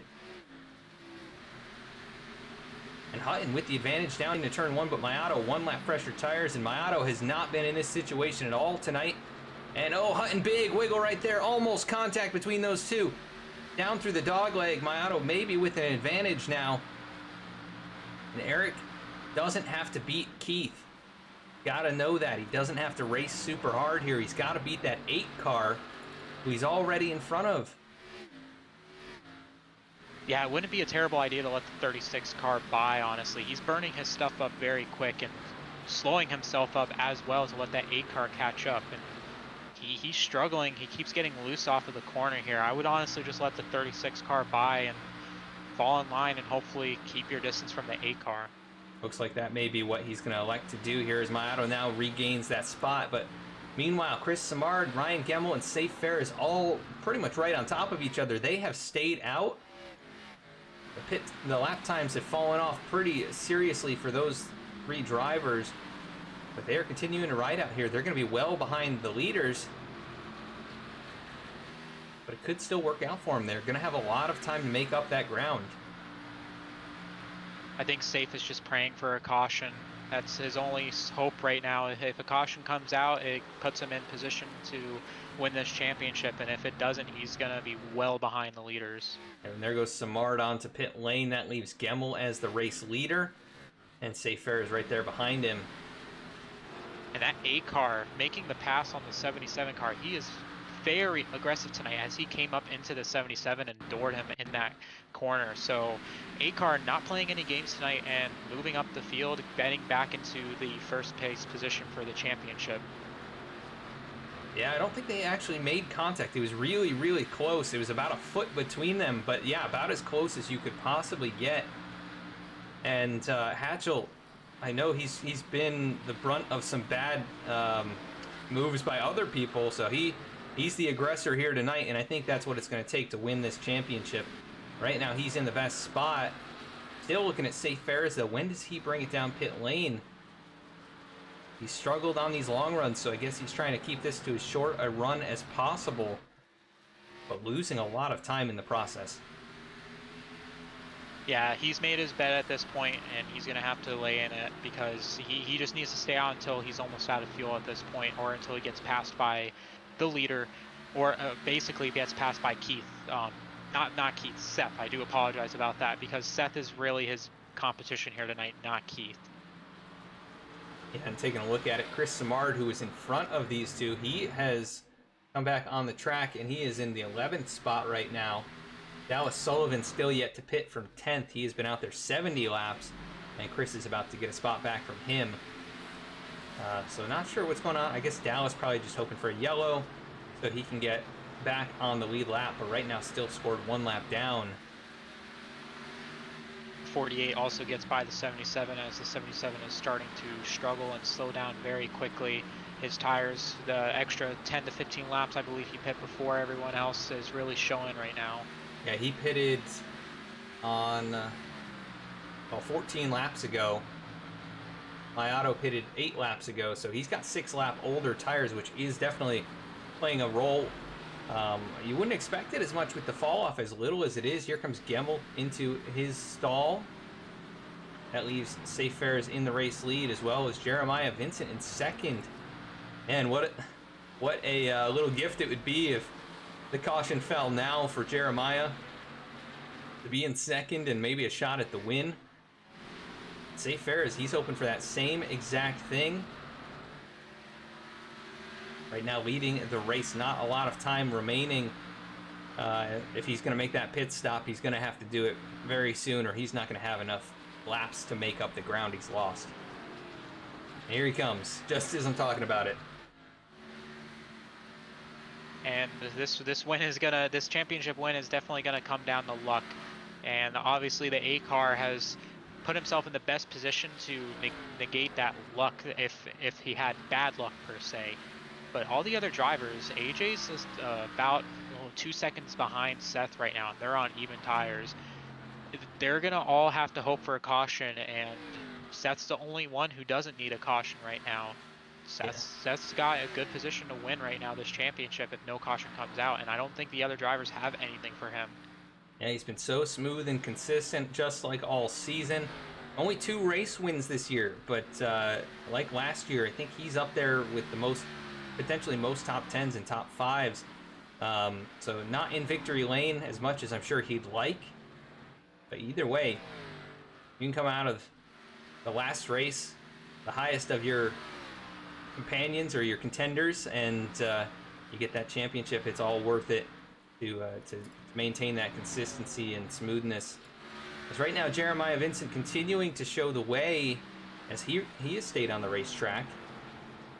So from pretty much dead last to first, under interesting circumstances, 70-lap-old tires, and he's only 3.5 seconds in front of my auto, and that gap shrinking rapidly. I think he may be bringing it in this time. We'll have to wait and see. Nope, still going to stay out there. And you can also see now, Saif, just how far behind he is after pitting. He's down to 11th and is about 20 seconds behind Keith Mayato. So a huge gap, and now, again, the only way he's going to be in contention is a caution. Yeah, I think that's about 2 times the distance he was before, because it was in the 8 to 10 second range, maybe even more than that by the time they came down pit road.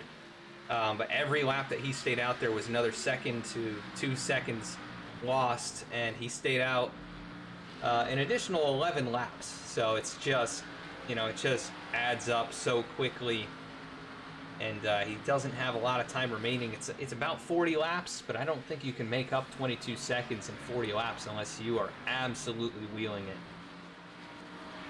Yeah, he's going to be praying for a caution, and we do see the 9 car also come down pit road here, as that will surrender the lead back to Keith Mayato.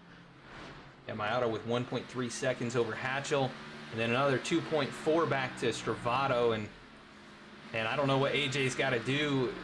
Maybe he's saving a little bit. He did do the undercut slightly, but it didn't work out for him. He didn't get in front of those guys, and they've maintained the same distance they were before the cycle.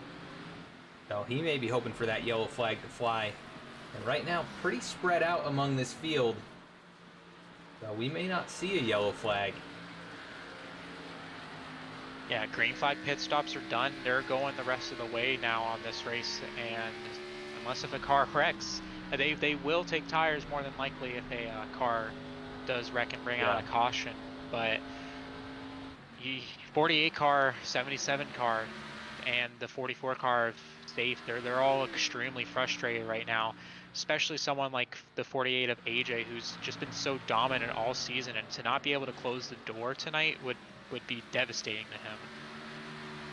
Yeah, I would think, you know, it's the way this format works. You can't be too hung up on that single race. You know, he's still 3rd place. It's not even a bad night. You know, just comparatively, it's just not been as dominating a race as he would like. Never really has had a shot even to get to the race lead, with Mayato essentially covering everybody tonight. But it's still not over. You can't call it done until that checkered flag flies. As Mayato making a pass here on Alan Dice, that'll put him a lap down. That's 10th position, going a lap down. So that shows just how fast that 36 car has been here tonight. He has led 100, and it'll be 150 laps this time around out of 165. So just absolute domination. But that 8 car has not been far behind all race. He hasn't even led a lap, which is insane, but he's been within 2 seconds all race long. He's been in the 2nd spot basically since the green flag flew. I can tell you one thing, in his head he's led almost every single lap tonight, because to him 2nd place is a win tonight. Yeah, definitely a strong performance, and really what we've seen, like I said, from this 8 car all season long. But I still can't count out AJ. You never can count him out. He could very easily just be saving and trying to run as smooth as possible. The lap time's pretty similar to the 8 car, and if he picks it up here, still has 30 laps to close, just 2.5 seconds or so. But more than possible, that's for sure. Yeah, he definitely has time to close the gap and maybe make a run on the 8 car as Seth. And you mentioned it earlier, this is just the nature of how this playoff format goes. It makes the last race definitely more exciting, because I'm not too sure in how many points AJ would have if it was the old points format that they used to run in NASCAR, and he might have gone into this race already clinched a championship with how the points format is. But this definitely makes things much more interesting and gives other drivers a shot to make it to the end. Yeah, I know Hatchel was one of the drivers with the most points coming into last week's race on the season. The 2 race wins obviously helping him with the playoff points and how that all works, but I think AJ still, in terms of raw points earned this year, I think he would probably still be right up there. 7 wins. It's hard to beat that. You know, you get so many points for a race win. But Seth, with his consistency, it's hard to say. I mean, we won't know because I don't think they've done the calculation on that. But either way, this is the format they're under and just the nature of it. But 30 laps remaining. We'll see if there's any battles on track 4 position. Saif Faries, Ryan Gemmel battling for 6th. So Saif is making up time, only 18 seconds back now. But that's only 4 laps, or 4 seconds in about 8 laps. Yeah, your 2 closest battles are going to be the lucky dog position between Alan and Josiah, and that battle for 6 between Ryan and Saif. Yeah, and Saif gets that spot away. He's got 2 lap fresher tires than Ryan. They're pretty even, and they're going to try and work forward together, it looks like. And last time around, Saif about 3/10 faster than the leader. It's not going to be enough at that kind of a pace to get there. He'd only cut the deficit in half. He's got to go about 6/10 or 7/10 a lap faster to even have a shot at it, and I just don't think that's going to be able to be sustainable this time around. 5/10, so a bit better. Still, not quite fast enough for the 44, and the strategy's not going to pay off, it looks like, unless we get a yellow flag. Auto out in front, 1.5 seconds. We're going to go to a quick side-by-side, 25 laps remaining. We'll be right back. V-Speed is proud to be partnered with Below the Double Yellow podcast. Hey, honey. It's happening. The baby's coming. Okay, I'm on the way. Hey, buddy. You ready for the big game? You're gonna be there, right, Dad?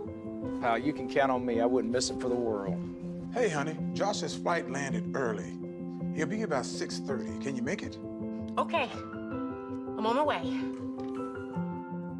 We've got total gridlock out there this afternoon. The average American spends over 40 hours a year, nearly 2 full days, stuck in traffic on our broken roads and bridges, while our lives move full speed ahead. It doesn't have to be this way. Where is he? Husband's on his way. It's time for Washington to get America moving again by finally funding our country's infrastructure. Where's Mom?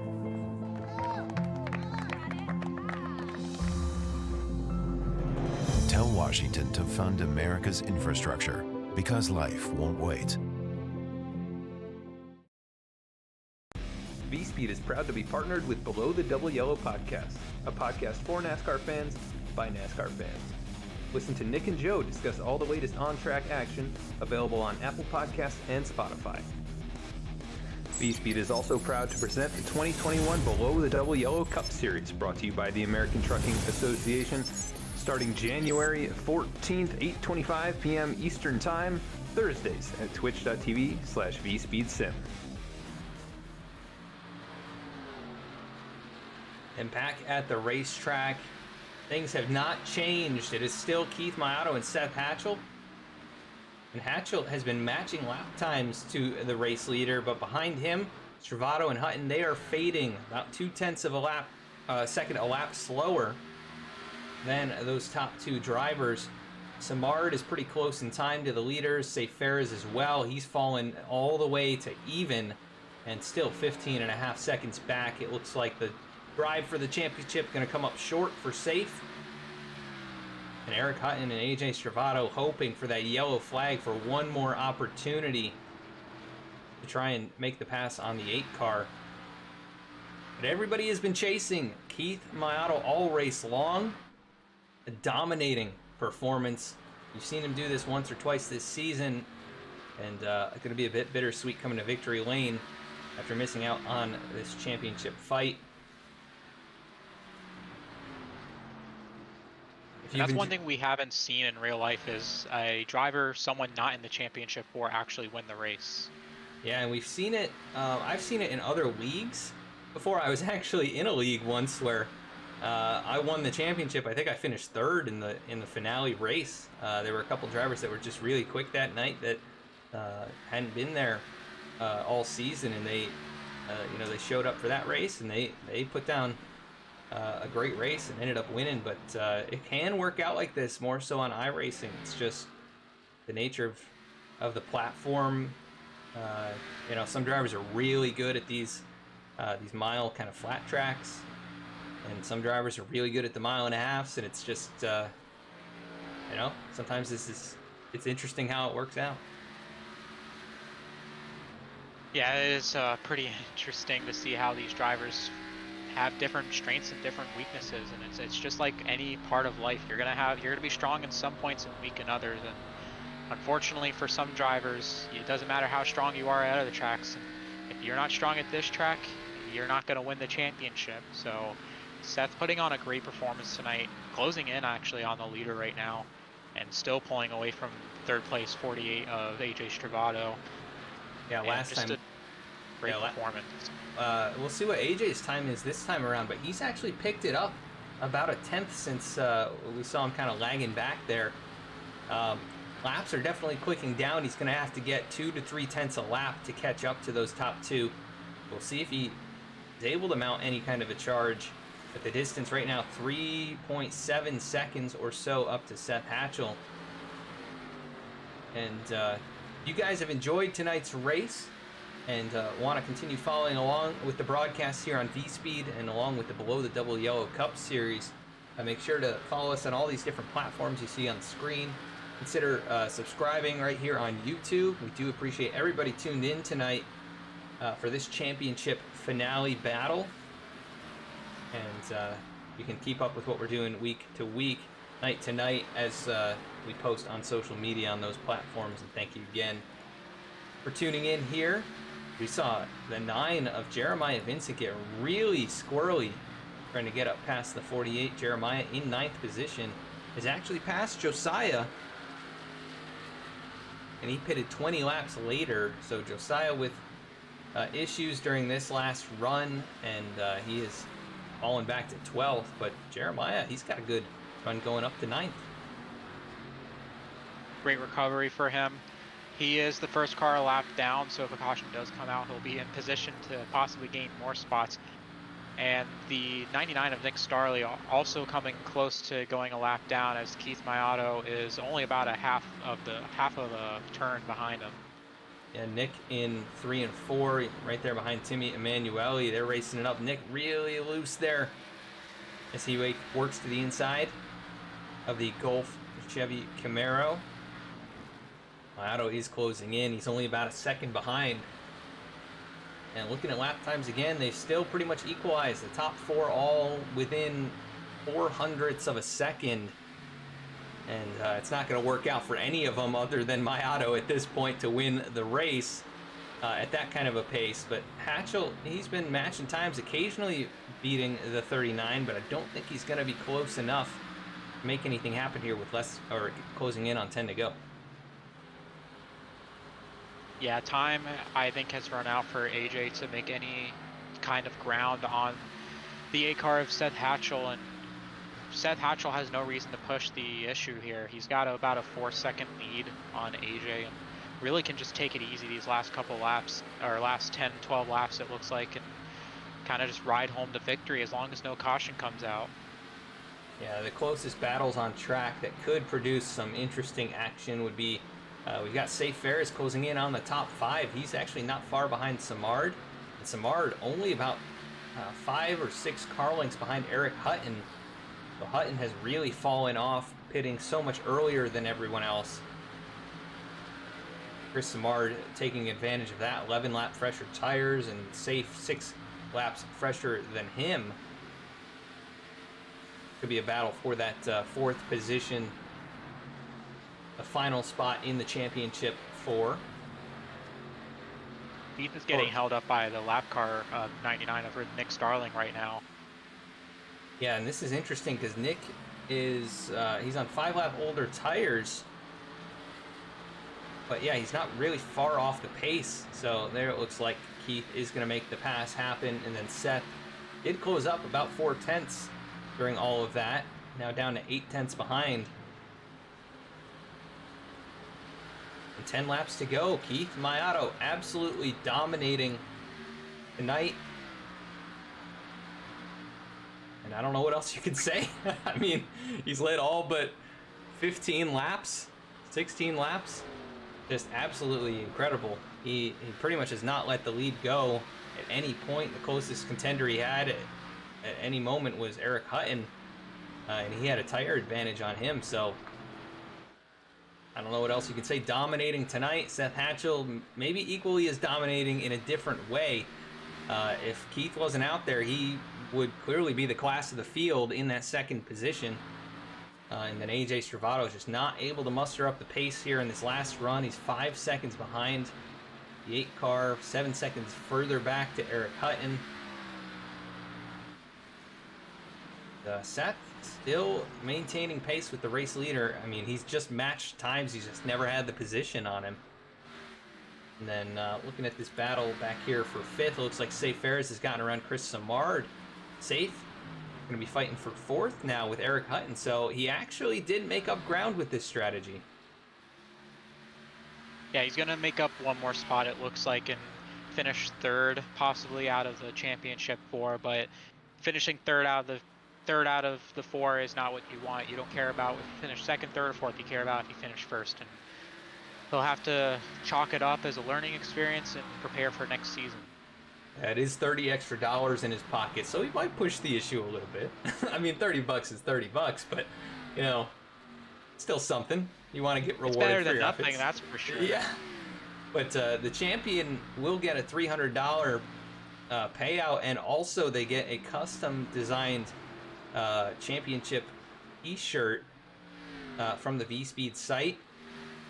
So it's looking right now like that is going to be Seth Hatchel. We still can't say he's won it yet. The race is not over. It'll be 5 laps to go with the line this time, but anything can happen with just 5 laps remaining. This race really makes you think about what could have been.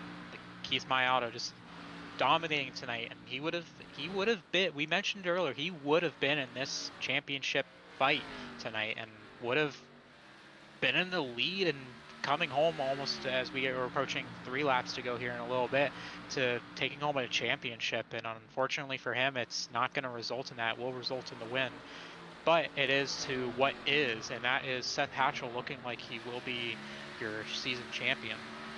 And he's actually closed up a little bit on Mayado. Last time around, he was about 700ths faster. Still not going to be enough at that kind of pace, but maybe the pressure might force the 36 into a mistake as he works past Brett Somers. He's had a pretty solid night. He's had a couple issues, but overall has had, you know, what I would say a pretty quiet night in that 7 machine. Right now rides 13th, now going a 2nd lap down, but the margin still 7.5 tenths behind Keith Mayado. AJ Stravato 3rd. Saif Faries did make the pass on Eric Hutton. We saw that kind of on the screen there, and Hutton still struggling, almost 15 seconds off the race lead. So that's the difference in those tires. As Mayado and Hutton were side by side at one point. That's incredible. Yeah, fresh tire. The 14 lap difference is huge. Yeah, and even, I mean, between Hutton and Mayado, it was only 5 laps, but I guess Eric maybe just drove the tires off of it in that time, because I didn't expect him to even necessarily have the lead or be fighting for the lead when Hatchel and Mayado came out. But either way, 2 laps to go. Coming to the white flag, Keith Mayado has dominated in what is a bit of a redemption race, maybe a bit bittersweet if he comes away with the victory. White flag in the air. The last lap of the season for these drivers who have gone through a 20-race year, and ups and downs for all of them. Keith Mayado started off with a bad string of luck, but once it got closer and closer to the playoffs and into the playoffs, he found his stride. Missed a race, the only reason he's not going to be winning the championship tonight, but he's going to lead his teammate as he crosses the line with the win. Seth Hatchel is the champion. The below the double yellow Cup Series.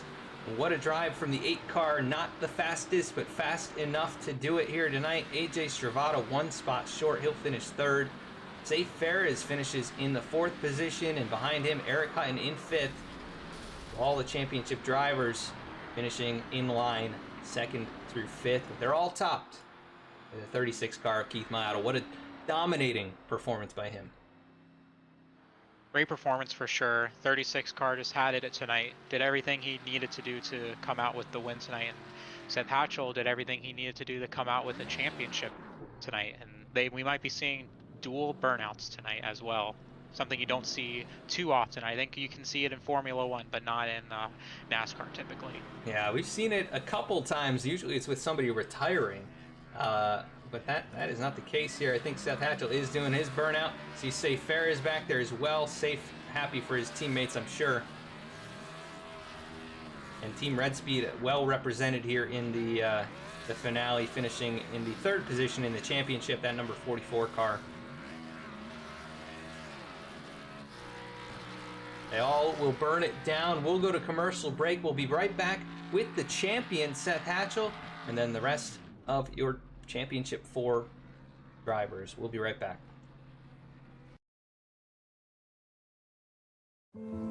Hey, honey. It's happening. The baby's coming. Okay, I'm on the way. Hey, buddy. You ready for the big game? You're gonna be there, right, Dad? You can count on me. I wouldn't miss it for the world. Hey, honey, Josh's flight landed early. He'll be about 6:30. Can you make it? Okay. I'm on my way. We've got total gridlock out there this afternoon. The average American spends over 40 hours a year, nearly 2 full days, stuck in traffic on our broken roads and bridges, while our lives move full speed ahead. It doesn't have to be this way. Where is he? Husband's on his way. It's time for Washington to get America moving again by finally funding our country's infrastructure. Where's Mom?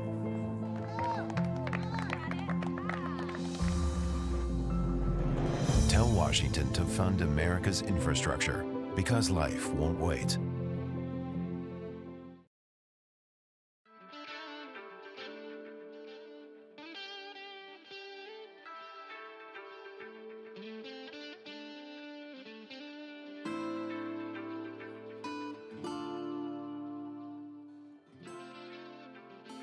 Simulators Anonymous is an online gaming community. The heart of this community is playing simulator-style games, everything from driving, farming, flying to the occasional survival game. We would love for you to join us. If you play these style of games, or if you're just looking for a great community, we strive to be a community you can be an active participant in by offering events like every 3rd Saturday night is a late night trucking on Truckers MP. We have a very own Minecraft server with other servers starting soon. Come join Simulators Anonymous today at www.simulatorsanonymous.com.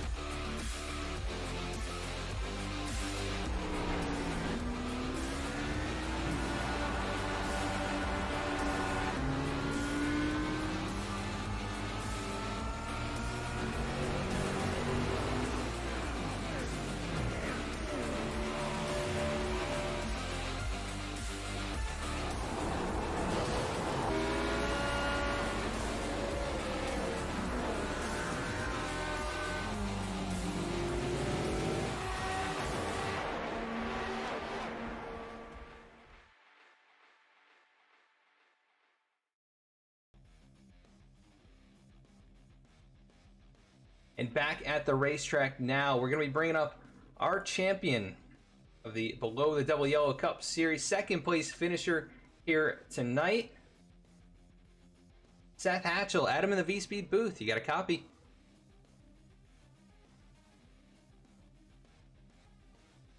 Seth, Adam in the V-Speed booth. You got a copy?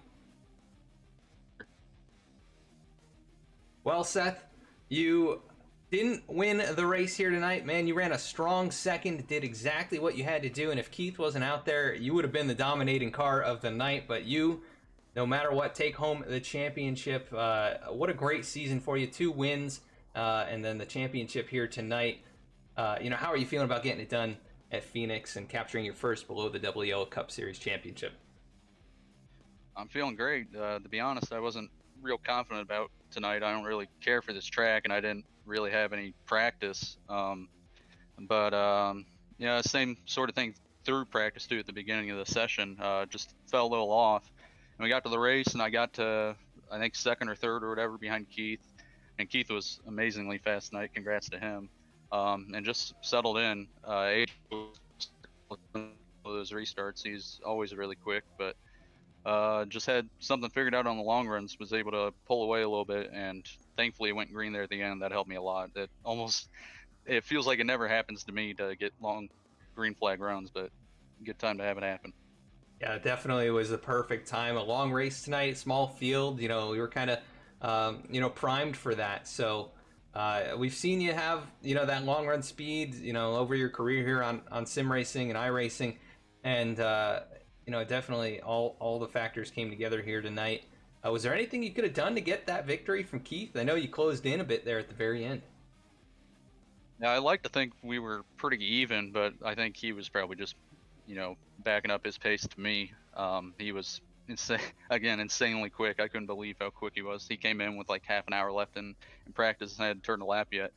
I think I need to figure out something in 1 and 2. Everybody was loose through there, but I was having a pretty hard time getting back to throttle. So if I could have figured out something there, I think I may have had a chance. I think my tires were a little bit better there at the end of the race, but still, he was really quick. Yeah, we saw an aggressive moment there down into turn 1 on one of the restarts. You and AJ Stravato, was that really just going for it, or what was the communication between you guys when that happened?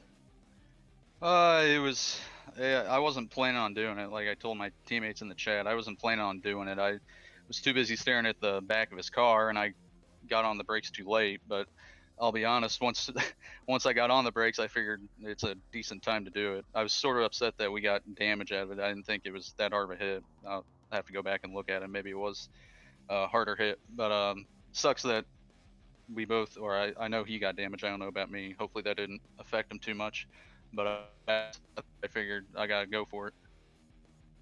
Yeah, everything on the line here tonight, and you weren't in this situation last year, but you made the most of it tonight. The champion, just describe this season, how happy you are with, Team V-Speed getting the team championship as well, you being a big part of that. Just describe this year and everybody you want to thank for how this has gone and the championship.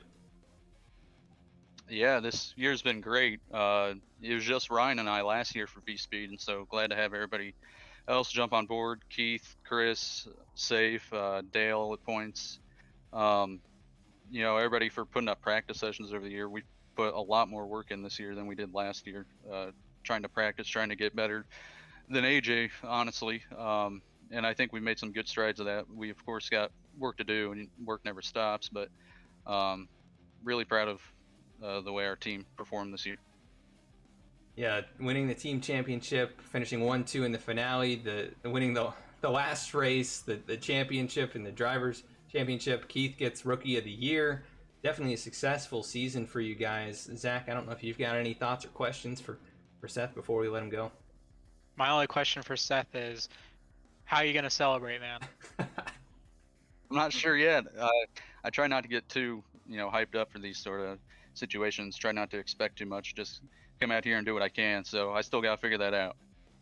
Well, you're going to have some extra money in your pocket and a nice t-shirt to go along with it as well. So congratulations, man. You earned it. I appreciate it. Awesome, Seth. Before we let you go, any final shout outs for this season and the last time we'll see you on the broadcast here until next year? Yeah, I got to thank you, Adam, Zach, for doing a great job with the broadcast. Got to thank tonight's sponsor, American Trucking Association, and all the sponsors that hop on board. Nick and all the admins, and thanks for Reggie for hopping on board tonight doing the live admin. That was pretty cool to see. All the drivers putting on great racing, and my team V-Speed. Awesome, Seth. Well, congrats. I'm so excited for you here to get it done tonight. I know we were talking a little bit before the race, and definitely really proud of you and happy you got it done here. So go celebrate, man. I'll catch up with you right after the race here. Sounds good. Thank you. All right, that was Seth Hatchel. Second place tonight, but first in the championship. And we're going to go to first place finisher this evening, who dominated the race, but was unfortunately not in the running for that championship. But Zach, I believe you're with Keith. Hey Keith, this is Zach up in the V-Speed booth. Do you have a copy with me? I'm for it. Great win tonight, man. You were dominant out there. You led almost every single lap, and the only laps you didn't lead were because of green flag pit stops and people staying out on the caution. Describe how it feels to get the win tonight, even though you're not in the championship four. How does it feel? That's one of those bittersweet moments. At least I held on to Rookie of the Year, I guess. So, you know what? I was happy to be up there. You know, that was pretty much my goal for tonight. Stay up there, win it, and try not to get into trouble with the chase contenders. So it was a good night overall. Yeah, great night. And you mentioned bittersweet. I think that word was mentioned a couple times in the broadcast tonight. It's such an unfortunate series of events when real life stuff comes into play and you end up having to miss a race, especially at a time during the second to last round of the playoffs. And we mentioned what could have been tonight. And obviously you're going to take this as a win, look at it for next year and build upon next year and realize that you do have what it takes to win a championship in this league. But can you just describe what will you be your process for next year, and how are you going to take this race? I don't know. It's hard to say. Probably just keep running the way I am at the end of the season. Just being a lot more aggressive for those stage wins, collect those bonus points, and hopefully my on-call schedule doesn't interfere with the playoff format. But you never know, right? You could always have a few bad races in a row. Like my beginning of my season was horrible. I had some horrible starts there, or finishes, sorry. And I could have that in the playoffs as well. So pretty much just try to be up front every time. Because in the beginning of the season, I was kind of lazy towards stages, and I was like, I'm not worried about it. I just want to be there at the end. And towards the end of the season, I was a lot more aggressive, stayed up front, and the results came with it. So that's going to be my my new plan for next season. Well, it sounds like you've got a good head on your shoulders, Keith, and you learned a lot from this season. And you're going to take this win humbly, it looks like, and you're going to just prepare for next year. But really great performance tonight. You improved throughout the whole season, gotten better as the year went on, and we really look forward to seeing you next year. Is there anyone you want to give a shout out to tonight? Yeah, shout out to all my teammates for dealing with me, especially when I say I'm not that fast and I end up being pretty fast. So I'm sure they're tired of hearing that.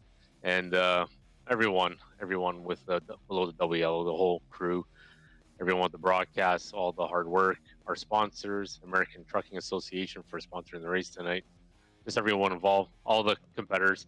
You know, we had our rough moments. I had a few rough moments with a couple guys on the same team there, but you gotta just let it by and enjoy the racing for what it is. Well, Keith, great job tonight, and we look forward to seeing you next season. Have a good one. Thank you. See you. Great win, Keith. Thanks, Adam. All right, Keith Mato, race winner. Not the champion, but he'll get Rookie of the Year. 5-time winner this season, so a lot to be proud of for the driver of the 36. Let's go to third place finisher in the race tonight, second in the championship. AJ Stravato, Adam in the V-Speed booth. You got a copy? Yes, sir. Well, AJ, I know you're going to be a bit disappointed with the way tonight worked out, but 7 wins this season. You end up 1 position short in the finale for that championship. But describe what you're feeling and just the race tonight. Yeah, obviously very disappointing. I guess coming second and the way I did definitely sucks. But what can you do? It was an interesting race to say the least. It was very, I think, track position heavy. The setup was think pretty hard to pass. I know Phoenix is kind of a difficult place to pass, so it was all about just getting really good restarts. And I got a really really poor qualifying attempt, so I had to work my way through the field. And I knew I had to make it up on pit stops or on the short run and just kind of using dirty air to my advantage, but just wasn't able to do that. I ended up, I think, getting the pit, really good pit stop, and then just on the restart I got the boot. So definitely wish I could have done that restart over again. I think if I guess chose the high line instead of knowing I was going to get sent, would have done that differently. But Seth was definitely quick. Definitely would have been tough to keep up with him. But I think on that restart, if I stayed out in front and was just able to do things a little differently there throughout the race, could have been a little different, but it didn't go that way. So congrats to Seth. He earned it definitely. He was quick. So. Yeah, so second place in the championship, not able to quite go back to back, but man, I mean, you're the guy to beat week in and week out in this league. You got 7 wins this year. I think it was 9 last season. So between the two plus the last year's All-Star race, just so much speed week in and week out. Describe just this year in general and the success that you had and the journey to this point. Definitely. I mean, 7 wins. I can't complain about it at all. Definitely learned a bit about myself as a driver, I guess. So, that's always good. But at the end of the day, I came in second, and second sucks. So, it's definitely a good season. But coming up short is even if you get 7 wins, in my mind, it's still a failure. I gotta get back to the drawing board at this track for sure, and just how I do a couple of certain things and drive a couple people. So it is what it is. I'm, like I said, glad I could get Eric and myself into the Final Four, and I think we learned a lot of things as a team this year. So I can't complain. I guess at the end of the day, got to look at it at the broader picture at the end of the day, and be grateful to be in this position, and still took home some money, and yeah. Yeah, and it's definitely going to be fun to watch you at the start of next year, and see the speed again, and once again, I think you're still going to be the guy to beat week in and week out. Tough competition in this league, but man, I mean, you've kind of got a stranglehold on this place. So thanks for so many great races and performances and memories this year. Anybody you want to give a shout out to for second in the championship, third in the race, and a great season overall?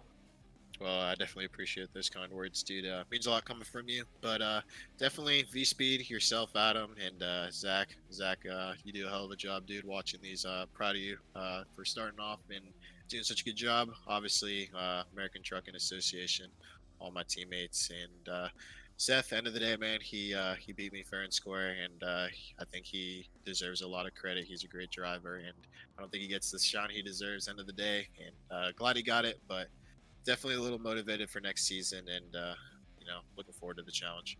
Yeah, and we're looking forward to seeing you back here on what will be Tuesday nights. So again, great performance all year long, and we'll catch up with you soon. Appreciate you, man. You have a great rest of your week. Thank you. You too. That was AJ Stravato. You can tell a bit sad about that one, but he will be back with a vengeance next year. That is for sure. And you can never count him out week in and week out. Couldn't even count him out tonight until the checkered flag flew. Where we're going to pull up Saif Faries, who came in 4th, but 3rd in the championship. And Zach, I believe you're with him. Hey, Saif. This is Zach in the V-Speed booth. You got a copy with me, buddy? Yeah, I got you, Zach. All right, perfect. So, you obviously tried something different tonight. You stayed out longer than any other playoff driver tonight, and unfortunately, it just didn't work out for you. What were you trying to? Were you just looking for the caution there on that last pit stop strategy? What were you looking for? So I was trying to save as much fuel as I can so that I can go longer. My only shot of either winning the race or winning the championship was to try something different to the front runners. Was banking on a caution as well. However, that did not happen. Ran out of fuel actually as I was going into pit road over there. However, had the freshest tires at that point and managed to salvage a good position, finishing 4th and eventually 3rd in this championship. All in all, disappointed that we couldn't battle over there at the end for the championship. However, we really struggled in tonight's race. For some reason, certain changes in the setups did not work for me, especially when it was getting darker and the track was cooling down. Finishing third is a good result for us, and I'm happy that V-Speed managed to get the championship in the bag for us with Seth. So congratulations to Seth for doing a great job on holding a good position over there, keeping AJ and Eric behind him. So happy that V-Speed got it. However, we were short. And Saif, you did a really great job tonight recovering from, you know, the slower kind of strategy. It seemed like it wouldn't work, and you were really making up time there at the end. So great job on that. We saw a lot of cars get loose and wreck on their own tonight. How much of a wheeling car was this tonight? How much did you really have to drive that car? This setup was really tough on everyone. Even we were discussing it between all the drivers. It was just really tight entering corners and extremely loose as you're trying to get back on the throttle, exiting 1 and exiting 3 and 4 over there. So it was a real struggle trying to balance your throttle input and steering input. Yeah, some guys did struggle, and I'm just glad we managed to keep it together and not spin. We had a couple of instances where we were going to spin, however we kept it together. And yeah, good result for us. For some reason as well, I got damage from certain glitches, being close to the wall or such. So I hope iRacing is going to be able to fix those going into next season.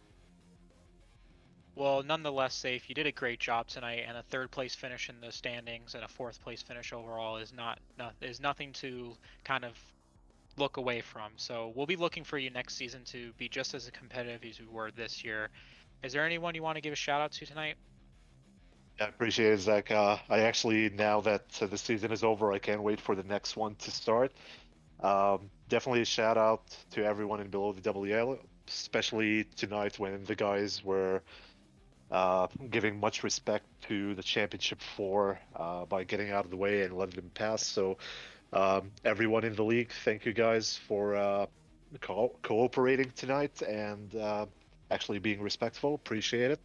To all my fans who tuned in all season and tonight's race and cheering on, thank you guys so much for supporting us and always giving us encouraging words in hopes of running well. To all our sponsors, American Trucking Association, Boston Web, Illinois Trucking Association, Lazy Days, Simulators Anonymous, V-Speed, Chuck Hills, and every other sponsor. Thank you guys for coming on board and making this series a possibility. And of course, V-Speed Broadcasting with you guys up there in the booth. You guys are doing a terrific job with the broadcasts and the coverage. So thank you guys as always. We would be happy to have you next season again. Thank you very much, Saif. We really do appreciate that, and have a great night.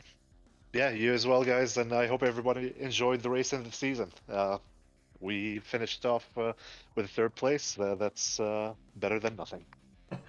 Great run tonight, Saif. Great season. I'll catch up with you later. Thanks, Adam. Have a good night. Thank you.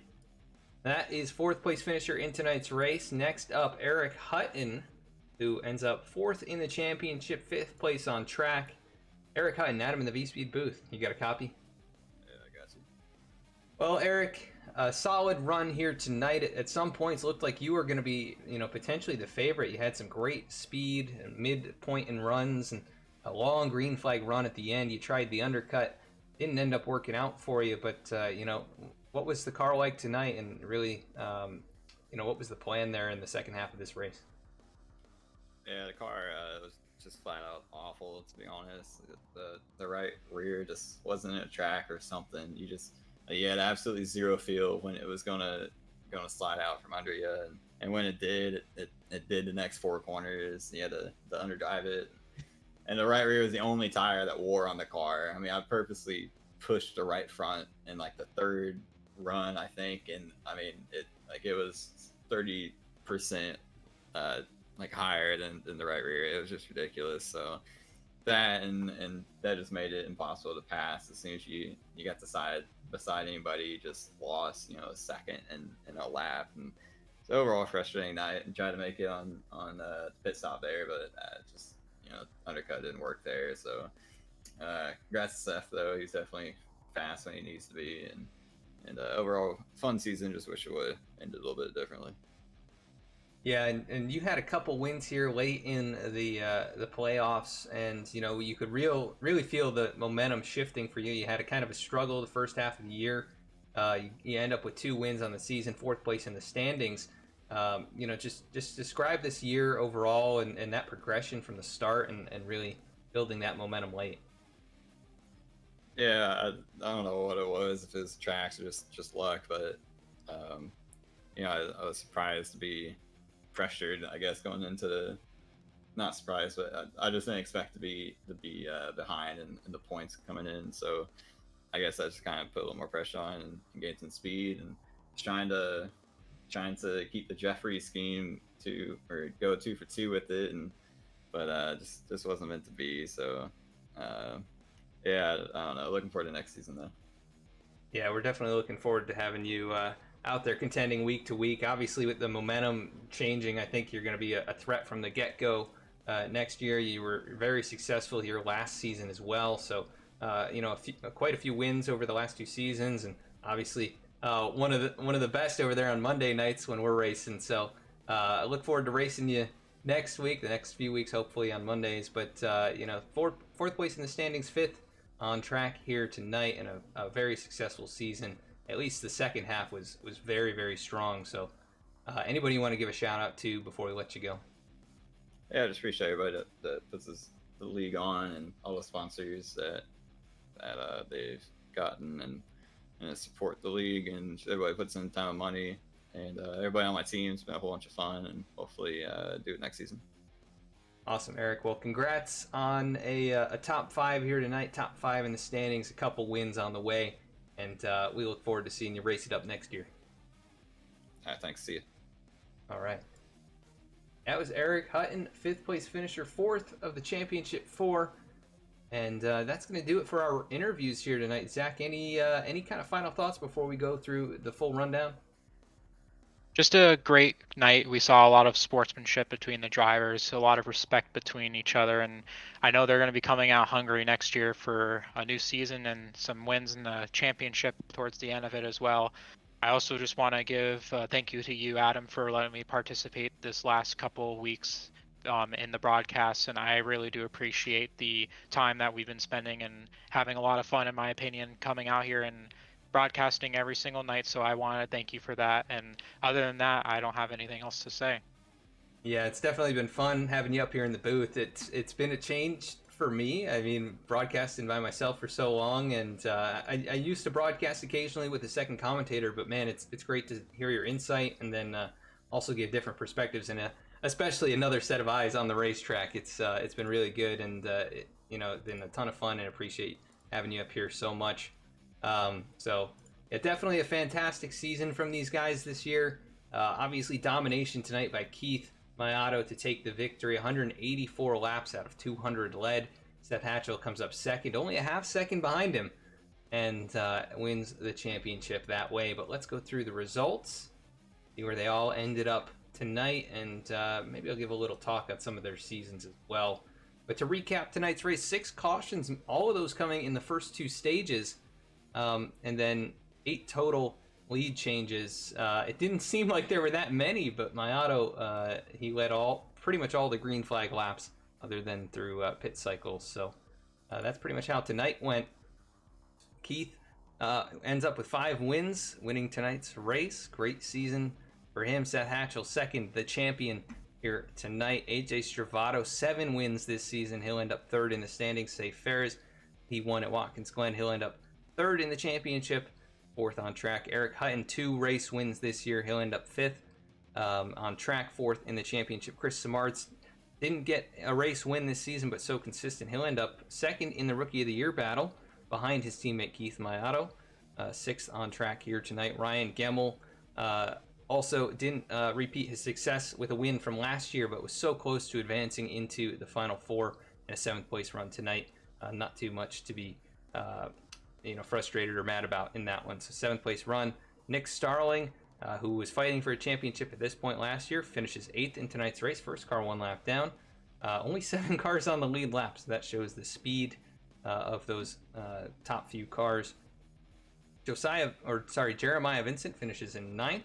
Dennis Faircloth with a nice solid top 10 to end out the season. Finishing in 11th is Alan Dice. 12th will be Josiah Vincent. 13th, Brett Sommers. 14th, Dallas Sullivan. 15th, Nathaniel Ostrowski. 16th, Timmy Emanuele. 17th, Eric Lambert. 18th, Lane Sulfridge.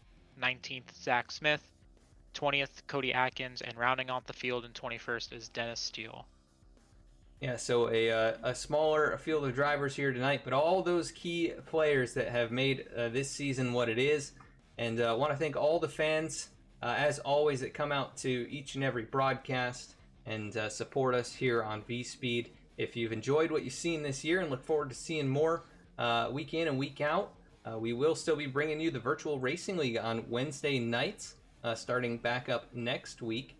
And it'll be a little time off here for the Below the Double Yellow Cup Series, but we'll be back with them on Tuesday nights for next season, so a little change in schedule there. But you can follow us on all these different social platforms to stay up to date with what we're doing and when those guys are back on board and when races are happening. And of course, visit us at vspeedsim.com. We do have some new merchandise up for the guys in the league here, and you can help support the iRacing community and V-Speed by checking out that merchandise and our other services like paint schemes, custom design, and more.